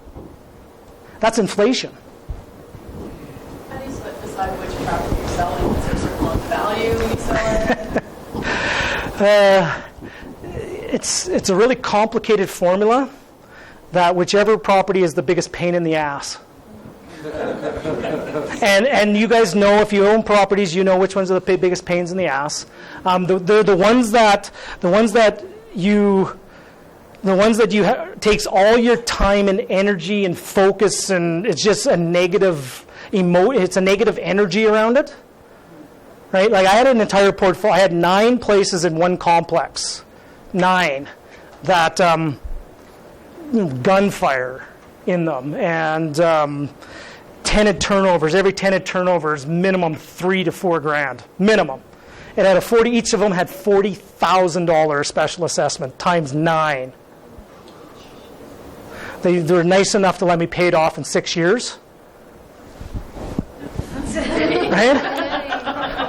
I finally got it to a point. But what was happening is, and this is a bad analogy, but it's an analogy that really got my ass in gear to do something about it, was I had a cancer in my portfolio. I had a tumor. And I'm sorry it's a bad analogy if any of you have suffered with cancer or any of that, but I had a tumor in my portfolio that was impacting everything. Everything from the conversations I was having with my wife, everything to our vision of our future. And it finally just got to a point where we just had to cut the cancer out in the portfolio. And it cost me, when I first did the analysis, I figured it would probably cost me $10,000 per property to sell. Meaning I sell, I have to bring a $10,000 check to the table. Okay? So when I first did that analysis, you know what I did? I kept my head up my ass again for another almost a year after that to try and keep it afloat. By the time I finally did make the decision, it cost me $120,000. Right? Ever since those 9 properties are gone, a vacuum has been created and something powerful, something is now starting to come into it. I did not have the capacity for the good until I got rid of that. So, a long-winded way of saying everybody has their own formula, and life is just too short to really have something that's just causing issues in your life. So, hope that helps. Yeah. Again, everyone's going, that guy's like scaring the crap out of me again. Right? But it's real, right? If I was to hear and I was to tell you guys everything over the last decade's been sunshine and roses, and all I've done is make money, dollar bill, what would you say? What would you say to this guy up here? Hey, he's full of it. Bullshit. Right? I just want to tell you the truth. Because you guys already know it. I'm not telling you something you don't know. I'm not trying to hide anything from you. And I don't have an ulterior agenda to pull the wool over your eyes. Right? I'm just here to share as a real entrepreneur and a real story. Right? This is what it takes to become a real estate investor. And if you guys wear that and you understand it, you will be better equipped and prepared for the ups and downs of being a real estate investor. And now I know I've done my job if I've equipped you with the right skill set to succeed, as opposed to just telling you the unicorns and butterfly farts story about all the good things. Right? I might be accused of maybe turning people off of real estate, but if it turns you off, and that's okay. Actually, I did you a favor. If one guy telling you a story of a few woes and things bumped you off your trail of what your why ain't strong enough. I want you to hear this and go, damn right, I know this, I understand. I'm excited more than ever. Let's do this. Okay, sorry. What do you know about Red Deer, like for land, Yeah, I'm not up on Red Deer as probably as much as I should. I would hazard a guess it's fairly similar to Edmonton, Leduc's, and I don't know the full story and the build costs, and it wouldn't take me long to figure it out. But I've got more opportunities in Edmonton I can possibly close on at the moment. So, did I give you guys something to think about? Well, then my job here is done. Right? Thank you guys for allowing me the opportunity to do what I love to do. This is what I love to do, is to help and share and inspire, encourage, and always know that for me, I will always come from a place of love. Okay? Thank you. Okay, so I get to introduce our next speaker. I think we've got everyone in here. So Dan Dick is the co-founder, I guess, of Salomons Financial. Yes, and so that's he shares this space with us, so we get to meet once a month. So thank you for that. So Dan has been a financial advisor for the past 25 years, I think, right? I've had the privilege of working with Dan for probably the past 12. Personally and with my clients, and he does things a little bit differently. He always puts clients first and families first. That's always the heart of where he comes from when he's planning. And when he started Salomons Financial, it was with the mindset of doing things a little bit differently to help his clients. And he's created a little bit of a different structure where there's a group of planners that work together and all specialize in other areas, and I'm sure he's going to tell you a little bit more about that, but it's quite exciting. When he branched off and started Salomons Financial, how many people followed you? Hundreds? Not hundreds, no, we're... But in the hundreds. We could say 100. Yeah, like 100 associates followed Dan. So I think that says a lot, speaks a lot about his integrity. And so I will let him take it from here. Thank you, Danelle. It is a privilege to be here, you guys. I'm excited to share the time. I wasn't honestly sure if I was talking for like an hour or a half an hour or 10 minutes or whatever. But the truth is, my hope is that what I have to share is that you walk out of here today with just a little extra tidbit, something that you can walk. Wow, that was dark. Something that was something that you actually can use, something practical. So yeah, that's more bearable. Thank you. And also I have to apologize for my attire. I'm heading to a barbecue. But having said that, I think it leads well into what I want to talk about. As Danelle said, my wife and I founded Salomons Financial Group, which was 14 months ago now. So this is new to us. This is very fresh for us. And how many of you have ever started a new business or a new venture of some kind? New in real estate, at least?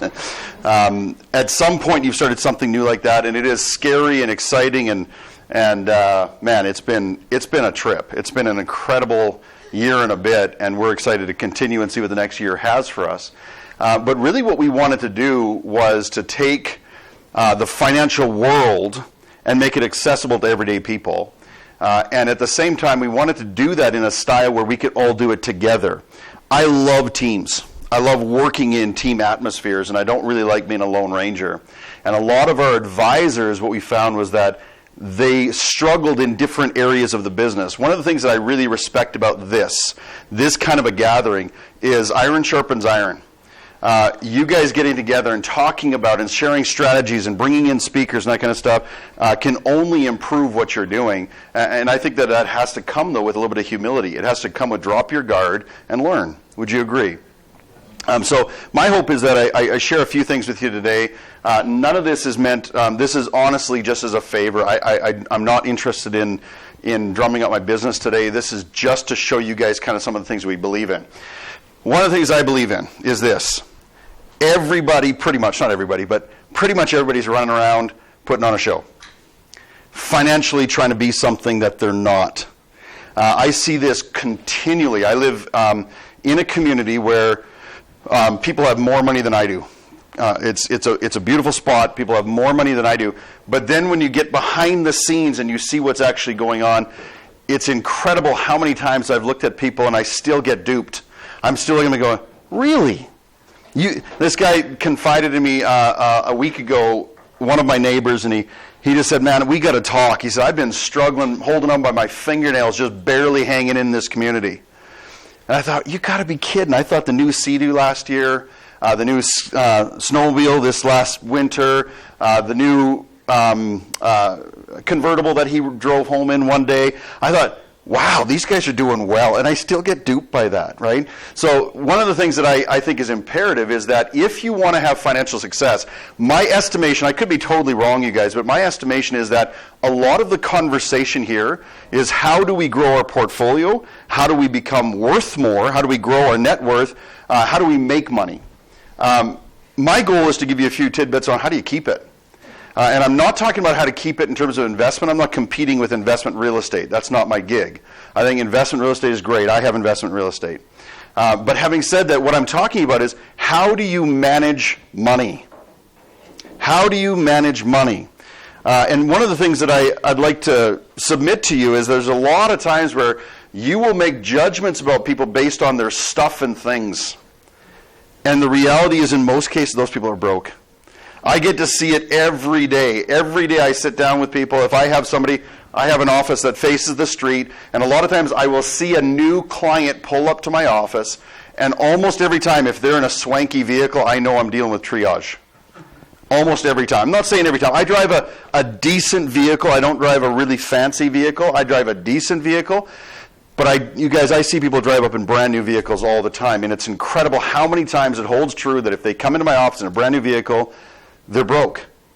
And how many times they come up to my window in a 10-year-old vehicle, and they come in and they got like a $2 million net worth. Has anybody here ever read a book like The Millionaire Next Door?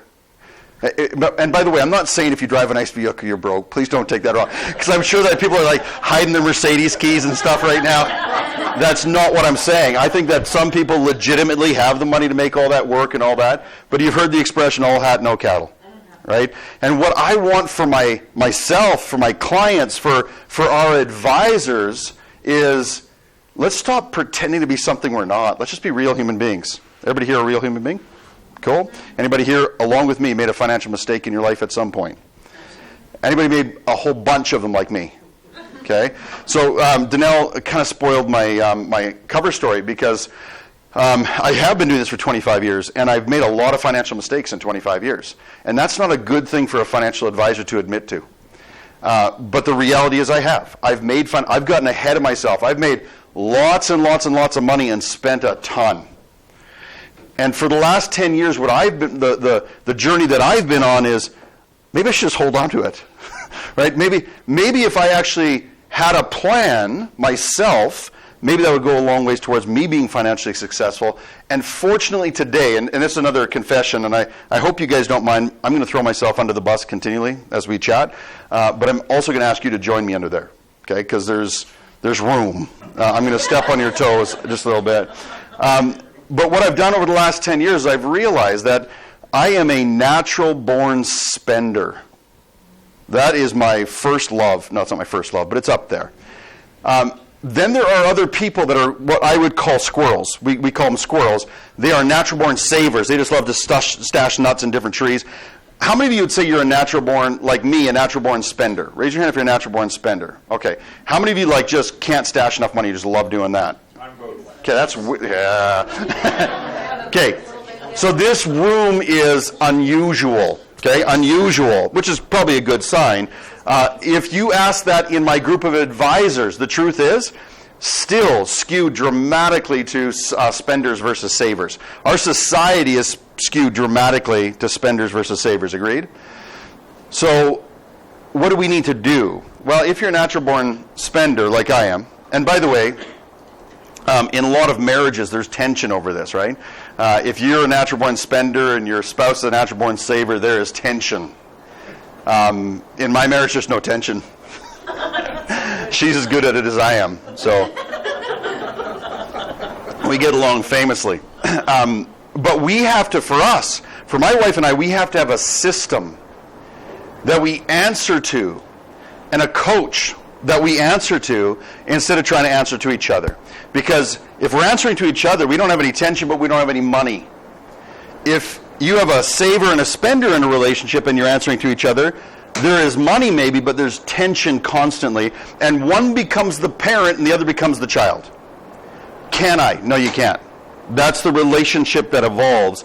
And so many times when we sit down with clients, our goal is to, it's kind of, in a lot of cases, it's relationship counseling. It's put it on us. We will put a system in place and we will be the coach so that you guys can be on the same side of the table so that you're not asking permission all the time. You're not saying, no, you can't spend that money, or we don't have that money, or whatever. You're just going, look at the system. Look at what we've agreed to together, and if it gets too far carried away, I get phone calls all the time. I recently got a phone call from one of my clients, and she said, hey, would you say it's realistic for us to spend this money on this? And I said, I don't think at this point it is. And she goes, cool, here's my husband. Right? So who's the bad guy? This guy's the bad. I can wear that badge all day long. As long as I can help them not have these disagreements and actually answer to a person in a system other than each other. Does that make sense? Okay. That was all free. I wasn't intending to talk about that, but that is... Oh, we're done. Okay. So let's just be real. You make way more progress and you learn way more when you drop your guard and you're humble. Agreed? If you can throw yourself under the bus with me, you'll likely learn more. So let's talk about a few things real quick. There are plenty of ways to get ahead. The first is so basic, I'm almost embarrassed to say it. Spend less than you earn. This is old school advice that still holds true. And literally, you guys, if I could end class right there for most of our sessions, and people just went, oh, okay, and went and did that, but there's a little problem, and that problem is human nature. We forget this rule very, very quickly. How about this one? Beware of little expenses. A small leak will sink a great ship. A small leak will sink a great ship. That was Benjamin Franklin. Do we have more leaks today? Are there more potential things pulling at your budget maybe than Benjamin Franklin dealt with? They are everywhere. One of the exercises that we go through with our clients is we call it plugging leaks. It's not curbing spending. It's plugging leaks because there are so many people that are after your dollars, and they're very, very good at getting them. We're going to talk about that a little bit. Never spend your money before you have it. Thomas Jefferson. This was awesome advice back then. Today, for my wife and I, remember I told you we're both natural born spenders, we had to change this rule because, well, when it comes to money, we're kind of sneaky. We will actually figure out ways to spend or commit to spending money before we have it. Everybody's asking you to commit to spend money before you have it, right? Buy this now, don't pay until whenever. We'll cover your first 3 months' payments, all those types of things. So we always delude ourselves. I'm talking about my wife and I. We would always delude ourselves and say, well, when that comes up, we'll have the money. We'll make the deposit for that trip now, but when it comes up, we will be different people by then. That's 6 months away. We'll have a ton of money. And then 6 months come around, and we're still the same old people we always were. And we got the same problems. So then it goes on the credit card. Why? Well, because we gave our word we were going to be there. And we spent years doing that. Never spend money before you have it. How about this? Never commit to spend money before you have it. Some of this stuff, you guys, I get, it's not fun. It's not fun to start thinking about some of these disciplines, but I do believe that systems will override disciplines. And that's what we try to do for our clients, is say, let's put a system in place instead of trying to change all your habits. All right, here's some of the problems. And I'm going to fly through some of these. And Danelle, maybe you can give me like a 5-minute warning. And I do start talking faster the more excited I get. So, extremely limited financial education. How many of you got a great education growing up in your home about money? 3, cool. 3. That's about the ratio, 2. You're 2 people, or you want? Okay, I'm a little lost here, but hey, we'll go with that. There's 4 of them now. But the ratios are about right in this room. Most of us, have you ever heard the expression, more is caught than taught? More is caught than taught. Most of you statistically imitate how your parents handled money. Most of you statistically have about the same amount of money your parents had, about the same amount of economic freedom your parents did. That's the norm. That's the stats. We can break those stats. We can break those, but what does it take? It takes more financial education, the kinds of things that you're doing in a group like this. Everyone, problem number 2, everyone wants our cash. Does anybody else notice this? I always make this joke that if I walk into a mall, which is rare, I hate going to malls, But if I walk into a mall, I can hear my wallet from my back pocket saying, "Don't let them get me." Everybody wants our money. Everybody wants it. True? How about this? Problem number 3, they figured out how to get it. They are very, very, when I say they, by the way, fill in the blanks, whatever you want, conspiracy theory, etc. That's just, for me, that's just our consumeristic society. It's everywhere you go. You turn on your radio, you drive down Gates Avenue, everywhere you go, you see things and hear things from people that want your money. And they've gotten very good at it. Okay? This is normally just a fun exercise. Well, we'll fly through it. Name the people that put this ad out. Where's the beef? Wendy's. Who said that? Wendy's. Okay, you're dating yourself. But you're right. We bring good things to life. General Electric. Don't leave home without it. Close. Who said MasterCard? American Express. Amex. Don't leave home without it. What about this one? Everybody should know this one. Nike, yeah. Even if you're under 20, you should know that one. How about this? Breakfast of Champions? What's that? Cheerios, so close. Wheaties, yes, it's Wheaties. But now it's just a euphemism in our, you walk into this office with a donut and a coffee, and you go, "Oh, Breakfast of Champions." Right? It just become part of our language. But it was an ad. It was advertising. You're in good hands with Allstate. You deserve a break today at close. Everybody says Kit Kat on that. Everybody. Why? Because you deserve give yourself a Kit Kat, give yourself a break. Okay? Very similar. And then lastly, it takes a licking and keeps on ticking. Timex. You know when this came out? 1951. 1951. It's funny because I was showing this to my kids. My oldest is 22, 20, 18, 17. And when I was doing this I was singing the jingles for them, right? And they're like, "Dad, was every ad in your era a jingle?" I'm like, "Yeah, apparently it was." But they stick. They work. Why do they pay so much money to put Super Bowl commercials out? Because everyone's watching the Super Bowl. It works, right? They know that it works. It sticks in your head. It's not that you go, "Oh my goodness, that's a great ad, I'm going to go buy a Timex." That's not the way it works. The way it works is you go to buy a watch and you're like, "Oh, you see the label, Timex," and you're like, "Well, that's a solid brand. I think it's sturdy. I don't know why I think that, but I think it's sturdy." Right? And so you buy a Timex. Why? It just sits in your brain until it's time to make the purchase. All right, let's talk about some things that are facing us today. And again, with the time that I've got, you guys, I'm going to fly really fast through this. But this is something that I hear all the time. I've heard myself now saying this to my own kids when I was your age. Okay, so if you're under 30, have you ever heard your parents talk like this? When I was your age, right? Okay, so this I actually do a class for high school students, and when we do this class for high school students, we really get into this part because the reality is, my parents' generation had it easier than my kids' generation. Financially, they had it easier, and my parents' generation likes to be the one to say, "Well, we had it hard. It was tough." No, actually, and I'm going to just really quickly show you some stats on that. It was actually the good old days. It was actually economically more viable to raise a family in the 50s or the 70s, all the way up until sort of the late 80s than it is today. So our kids have it tougher, and we have to help them with that. We do classes all the time for young people. Why? Because we got to get them inspired to start now. I've started so many monthly investment, $50, $25, for kids that are 16 years old. Why? Because they got to start now. I ran into a client at Costco yesterday, and they said, "You need to sit down with our children. They won't listen to us." I said, "Yeah, well, that's the game, right? You want to talk to mine?" and they said, "We started so young, and it's the only reason we have money, and they don't want to start." Here's the thing. They got money, but they didn't really ever become investors. People didn't do what you guys are talking about here. They put money in savings accounts. But because it was economically a better time, they were able to actually make it based on that. Now we need the magic of real estate and compound interest and things like that to actually beat that hump that we're working against. So let's look at this real quick. Minimum wage in 1978 was $3 an hour. 40 years later, $12 an hour. This is across Canada, by the way. Minimum age increased by a factor of 4. The average job, I'm going to just fly through this, also increased by a factor of 4.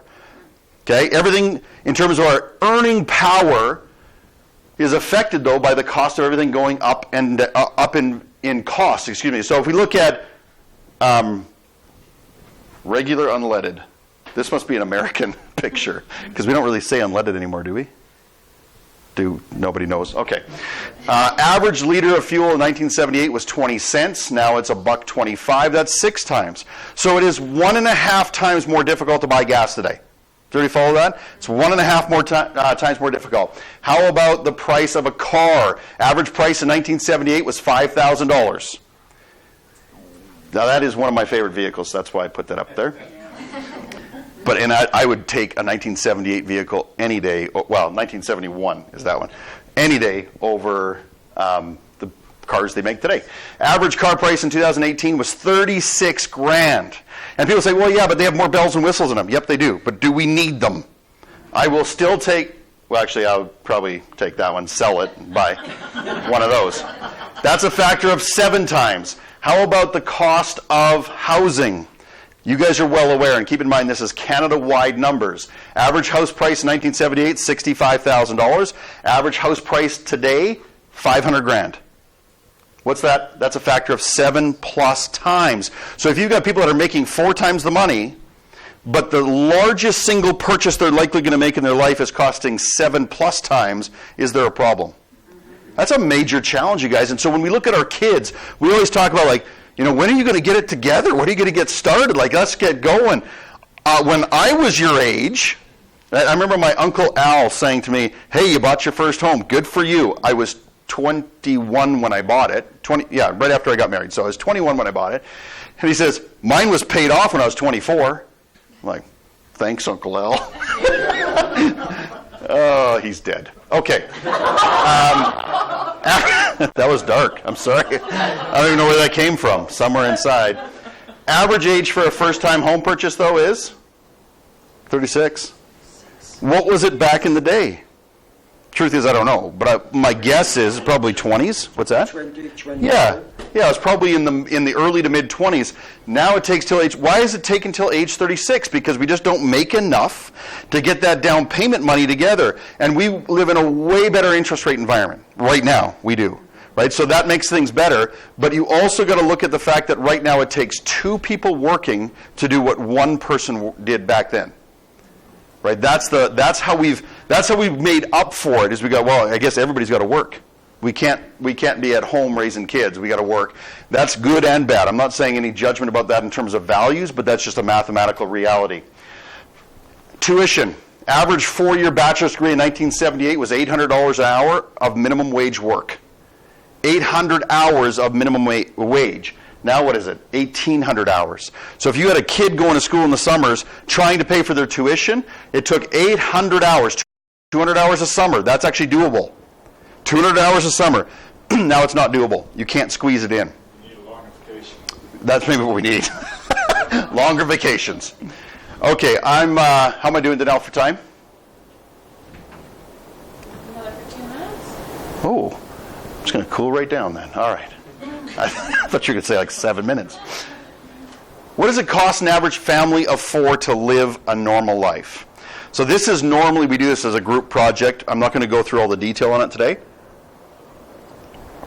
But I'll tell you what, spoiler alert, I'll just tell you the end. Every time what happens is we go through all these items, and by the time we get to the end, it's always about $6,000 to $7,000 a month. Net income to live a very ordinary life. Family of 4. Very ordinary life. What do I mean by that? That's like no hockey. That's not like taking the kids to the movies. That is no dining out. That is no Starbucks or Tim Hortons. That is also no debt, other than your mortgage. But no debt, no car payments, nothing. And that's what it costs, is somewhere around that $70,000 per year just to pay the bills. So what do you need to earn to make 70 in your pocket? 100? Right? Somewhere 100, 110? So if you look at those numbers, you start really, holy cow, like the average job today in Canada pays $48,000 a year. And it costs $110 to actually make it all work. And of course, if we're splitting incomes, it comes down a little bit and that kind of stuff. But the bottom line, it is hard to get there. So we have to do things better than our parents' generation did. Our kids have to do things better than we did. They got to start younger. And these are some of the things that we look at in terms of how do we solve or how do we bring solutions to that generation. Spending money we don't have to impress people we don't know is problem number 4. This is where we kind of started the day. Everything we've talked about to this point has been problems that are outside of us, right? The economic challenges that we're faced with. But right now, this is where we kind of have to get real and say, do I ever do this? Do I ever spend, and this is kind of just a catch-all phrase, spending money we don't have to impress people we don't know, but there's all kinds of different reasons that we spend money. Let's look at some of those. The first solution is decide how and why you spend. Remember I told you that the whole point of what I'm wanting to get across is hold on to money. It's one thing I've learned in my life, it is easier to make it than to keep it. Anybody else feel like that? It's easier to make it than to keep it. And if you have trouble making it and then you get over that hump, guess what? It's no easier to hold on to it. If you run through money right now and you don't have very much, somebody gives you more, you'll figure out a way to get rid of that too. I have figured out ways to disappear money that I never dreamed I would ever have. And I'm just going to kind of disclose some of those to you right now. So decide how and why you spend. These are all reasons that go back into my memory bank and go, why have I overspent in the past? And these are some of them. Number 1 is boredom. Anybody ever just spent out of boredom? Okay, no hands. How many of you have Facebook Marketplace on your phone? Yes? Yeah. So quiet. It's all on there. It's all there like that. It's there.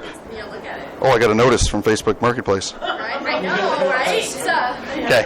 So, yes, I got to go. If you have Facebook Marketplace on your phone, this is my illness. I've got that on there, and I find myself lots of times I pop it open. I'm not looking for anything in particular. I'm just scrolling, and there's category after category after category that kind of logs all my past shopping excursions, and I just keep getting all these new things keep popping. Oh, I could use another one of those. Right, that's even a better deal than the last time I bought that. Right, so that's shopping out of boredom. How many of you ever just wander through a store or just go shopping? I'm not talking about grocery shopping here. I'm talking about you just go to the mall or you go to Winners or HomeSense or places like that. Anybody go to Costco just to check out the samples? Yeah. I'm digging deep. Come on, anybody with me on? Okay, let's keep moving. This one's weird. This one's weird. How many of you have ever at some point in your life been broke? Like, I'm talking broke, like you had no money to do anything. Okay, there's 4 of us, thank you. I see that hand. Okay, when you get some money, when you've been broke for a long time, guess what's the first thing you want to do? Oh, just not feel broke anymore. I just want to participate in this grand game everybody else is playing around me. Stress. Anybody shop to relieve stress? Spend money to relieve stress. Cool. This one's really hard to admit to. How about addiction? I have a personal belief that the vast majority of us are actually a little bit addicted to spending. How do you know if you're addicted to spending? It's not for the item, it's for the rush of spending. It's the build-up, it's the research, it's going and looking and then thinking, well, maybe I'll hold off on that a little bit and I'll look around some more, and then you finally pull the trigger. And the item itself is not that important to you, but it's like that rush starts to die down, and then you got to think of something else you can spend. This is weird insights, you guys, but I remember many times my wife saying, hey, we need to buy, didn't even remember what the item was, and immediately I'm like, we need to buy? I can do that. You want me to go shopping? I can do that, okay? I need a new vehicle. Oh, do you? I can do that. I deserve it. Treat yourself. Anybody done that? Image. Do we shop for image at all? Oh, thank you. Thank you. We shop for image. Otherwise, we'd all be sitting here in garbage bags today. It's like, it was cheap. I don't care what people think. How about your vehicle? Do you ever think when you're going to buy a vehicle, do you have that in the back of your brain, like, what does this say about me? If I'm driving around in this, what does it say about me? What are people going to think about me? How many of you literally, though, when it comes to buying a vehicle, you're just like, What's the warranty if you're buying new? I personally think that most of us shouldn't be, but what's the warranty? What's the reliability? What are the ratings? All that stuff. How many of you, that's all you think about? You do not care about the outside of that vehicle? Oh, okay. Normally it's like one. It's like, yep, I have a Nissan Micra. Cheapest vehicle on the road today. You can get a Nissan Micra for under 10 grand. 10 grand brand new. One of my advisors pulled up to my office and he had a brand new vehicle. I'm like, I thought we talked about this. And he's like, under 10 grand. I'm like, cool. Everyone else is. We spend money because everyone else is. Everyone else is going for lunch. Everyone else is going on vacation. Everybody else has a boat. Everybody else. Why wouldn't I? I've sat down with so many families where they say to me, can you explain something? I don't understand how my neighbor, and then they'll complain about it, right? He's got a holiday trailer and a quad and a truck to pull it, and he's working at the same job I am. I don't understand. It's one word, debt. It's just debt. If you want all the stress that goes along with it, he needs that stuff just to relieve the stress. Consumerism, just in general. This is a sad state of affairs, but in general, you guys, we value people based on what they can spend. I'm not saying like that's you in this room. I'm saying as a society, we value people based on what they can spend. But it does creep close to home sometimes. When you see somebody driving a really nice car, a lot of times our first impression, well, they must be doing well. Right? They must be doing well. Instead of, that poor sucker got duped. Right? Some sales guy told him, you look good in that. That looks good on you. And the warranty is awesome. All right. Next solution. So we talk about how and why we spend. And, I mean, it is like addiction. You got to, first of all, you admit that you have one, right? You got to decide, what are my trigger points? When do I actually spend? Because then when those trigger points come up, you go, oh, wait a minute, I'm just bored. Right? I'm just bored. So I'm just going to check that for a second. The second piece, though, is decide what actually makes you happy. Decide what makes you happy. It's so easy. It is so easy, especially in business and real estate and all that kind of stuff, just get caught up in, I can earn more. Then I can own that. I can buy that. Stuff and things. And then we get them and we're like, now I'm taking care of that. I'm servicing that thing. My kids were bugging me this last week. They're like, Dad, you need to buy another RV. I bought an RV. After I rehabbed my spending habits, I bought an RV, and I paid $4,200 for this RV. And it took us all over North America. It leaked like a sieve, by the way. Like, we were always wet in there, but we had so much fun in that thing for $4,200. And so they're like, and I got rid of the thing because it was to a point literally where I just couldn't find the holes anymore. And so I sold it to a guy, and I felt sorry for him and cut the price in half because there's leaks in it. And they're like, we need another RV. I just rented an RV. Has anybody heard of RV Easy? That's way cheaper. That's way better than me paying the insurance and the maintenance and all these other kinds of things on there. So when we talk about decide what makes you happy, guess what? My kids actually, it's kind of a cool thing to do that together as a family. We're going into a family wedding, and it's so fun to go and do that as a family instead of cramming into our Suburban with all the kids. Take somewhere where they can kind of lounge and relax, and we just hit the road, and it's fun. So that's something that makes them happy, but I can do it for a lot less money than buying another RV. I can also do a fire pit tonight in my backyard with my kids and a guitar and just hanging out for basically nothing. The cost of some Costco wieners. And that makes me happy. It makes me happy. What makes you happy in your life? And when you think about it, if you compare to most other countries, are we not already pretty well off? Is your life already not pretty awesome? And yet we want more. We want more. We want more. Why? Why do you want more?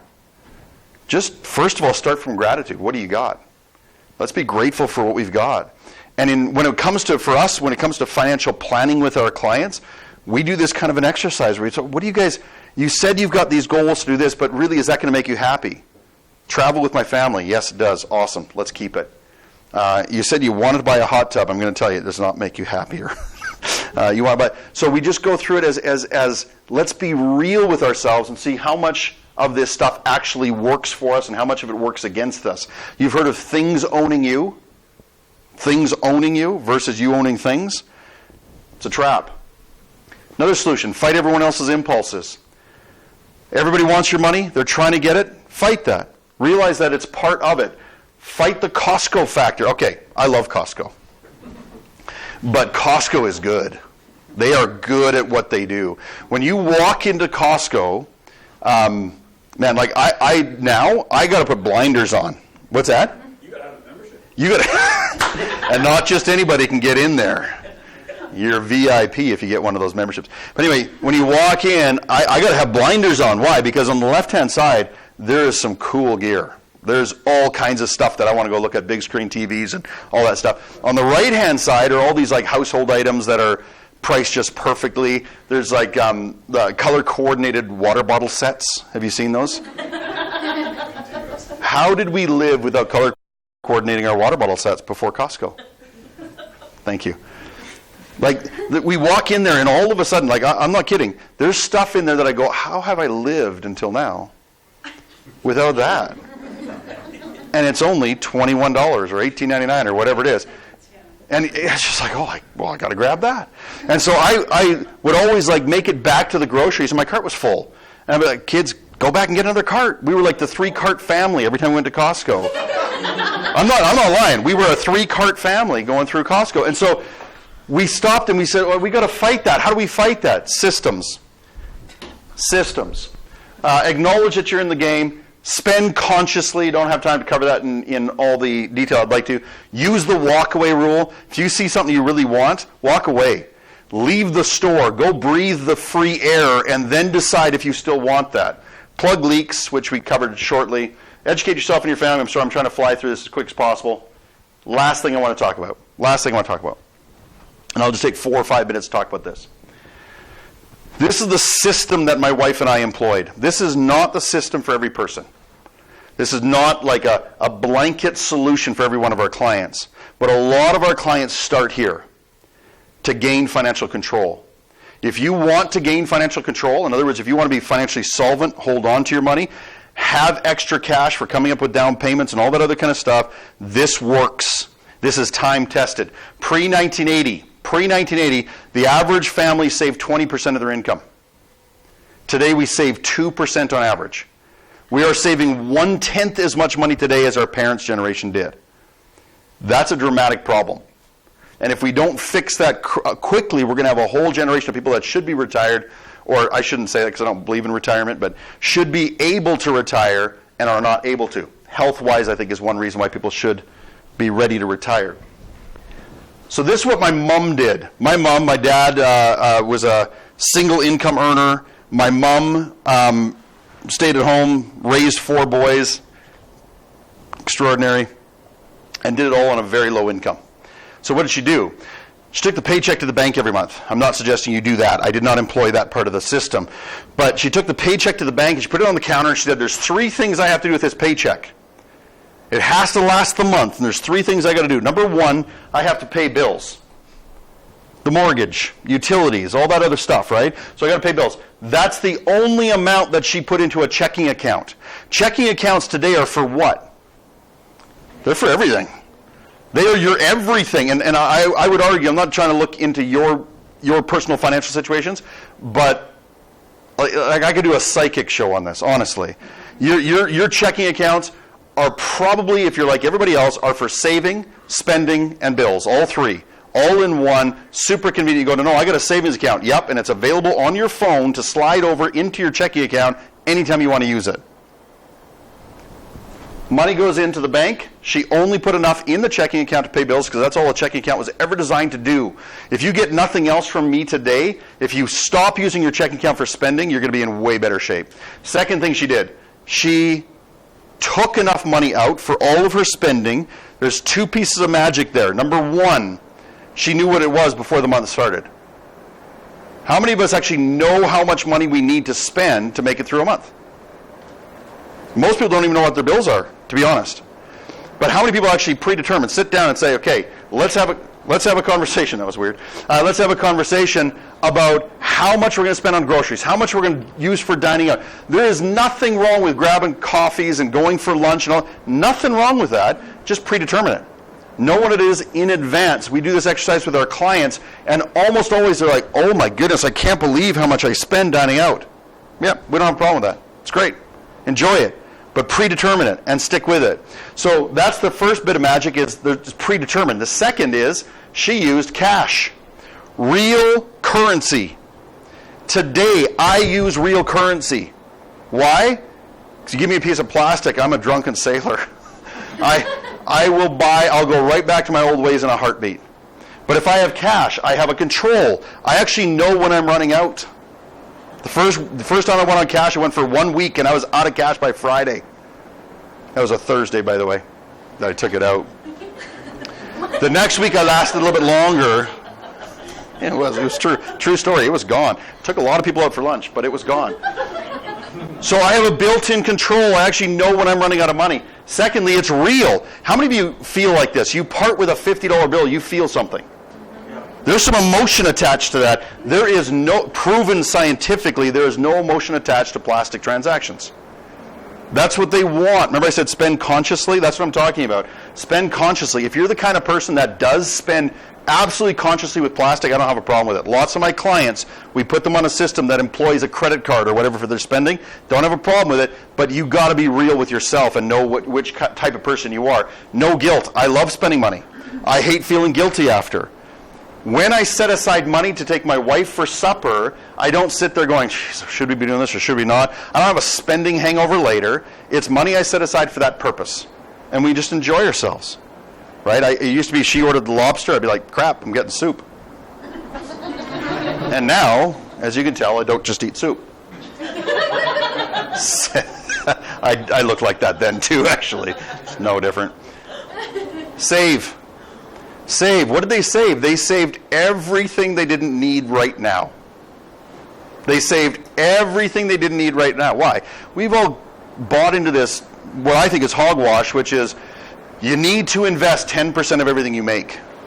No offense, I think that's hogwash. I think you need to save everything you don't need this month. For me, I have on autopilot, I have savings going, but every time there's extra money that comes into my checking account, that's like a red alarm bell goes off for me, because I know what I can do with that. But I have systems in place where immediately, as soon as there's extra, it bounces out of my checking account, goes right into my investments, and I call them my savings. Why? I've convinced myself to save so I can spend more later. I save so I can spend more later, and when emergencies come up, guess what? I have cash to deal with it. If I have a vehicle that I have to replace, I have cash to deal with it. Instead of, I got to go finance something. If you follow that pattern where you predetermine how much you spend, and that you have a control system in place for, you predetermine what your bills are, and that's the only thing that goes in your checking account, and then everything else gets saved, guess what happens? You start saving more money than you thought was possible. Lots of our clients come in and they say, I know you're going to ask me how much I can save on a monthly basis. I say, no, I have no interest in that. This is going to sound really arrogant. I'm going to tell you how much you can save on a monthly basis. Because we go through those exercises first and we go, look at that, you got an extra $1,000 a month. You got an extra $50 a month. You got an extra young couple I just did this with, an extra $2,700 per month. And they looked at each other and like, there is no way. Where is that going? It was going. Checking accounts are leaky. They are full of holes. And somehow they were making that money disappear, and we were able to capture that and just put it into the bucket. They can take it back anytime they want. I don't care. They can call me the next day and say, I need it all back. Cool. But save it before you spend it. And that's a rule we have for our clients. Save it before you spend it. Last thing I want to say is money saved isn't money saved unless you save the money. Money saved isn't money saved unless you save the money. My hope for you guys is that you get that, man, if we just set up some simple systems, we can have more money. We can hold on to more than we thought was possible. The Bank of Nova Scotia has a slogan that says, you're richer than you think. You aren't. Neither am I. Neither am I. We can't afford, in most cases, we cannot afford to keep clipping along at the pace we're clipping along. We need to get some good systems in place. Good news for you and the good news for me is that doesn't mean I got to change my habits. I just got to set up a system, stick with the system, save everything I don't use, and then figure out what I'm going to do with it, i.e. investing in real estate, investing in the markets, whatever I'm going to do with it. That comes later. All right. Well, that normally takes me an hour and 15, so We flew, but thank you guys. I appreciate your patience and a little time.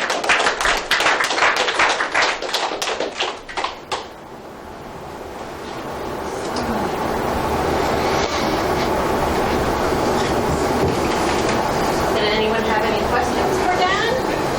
Maybe? No? I know we're out of time. It's 5 o'clock, and thank you for sticking with us this afternoon and today. That's it. Oh, you don't have a question? What's the average income tax rate, that 20-year, 40 years. 40 years, yeah. Good question. I actually tried researching that. To be honest, couldn't get a solid answer. Partly because if you go back to the 70s, almost always it was close to 80% of homes had one person working, which drives a higher income tax bracket. Versus today we have 2 people working, lower incomes proportionately, but it's being split between 2. So I couldn't get a clear number that was inflation driven. So I honestly can't answer that for you. On average? So it depends if you're asking about income tax or if you're talking about overall tax. Income tax is like, because people say, well, I'm in a 39% tax bracket, so I'm paying 30. No, you're not paying 39. You're paying nothing on the first bit, and then 24, and then 32, and then 36, and then 39. So on average, it's right around that 24% for income tax. When you include all taxes that we pay, hidden tax, etc., it's over 50 today. Over 50. taxes on tax? Taxes on tax. You got her. That's GST on the gas. Yeah, GST on a gas pump, check a flight. Pay tax on tax. You got flight tax, and you got tax on the tax. So there's lots of places where we pay tax on tax. We do have a class on it too. It's a whole other day. Anything else? No? That wraps it up. Thank you for coming.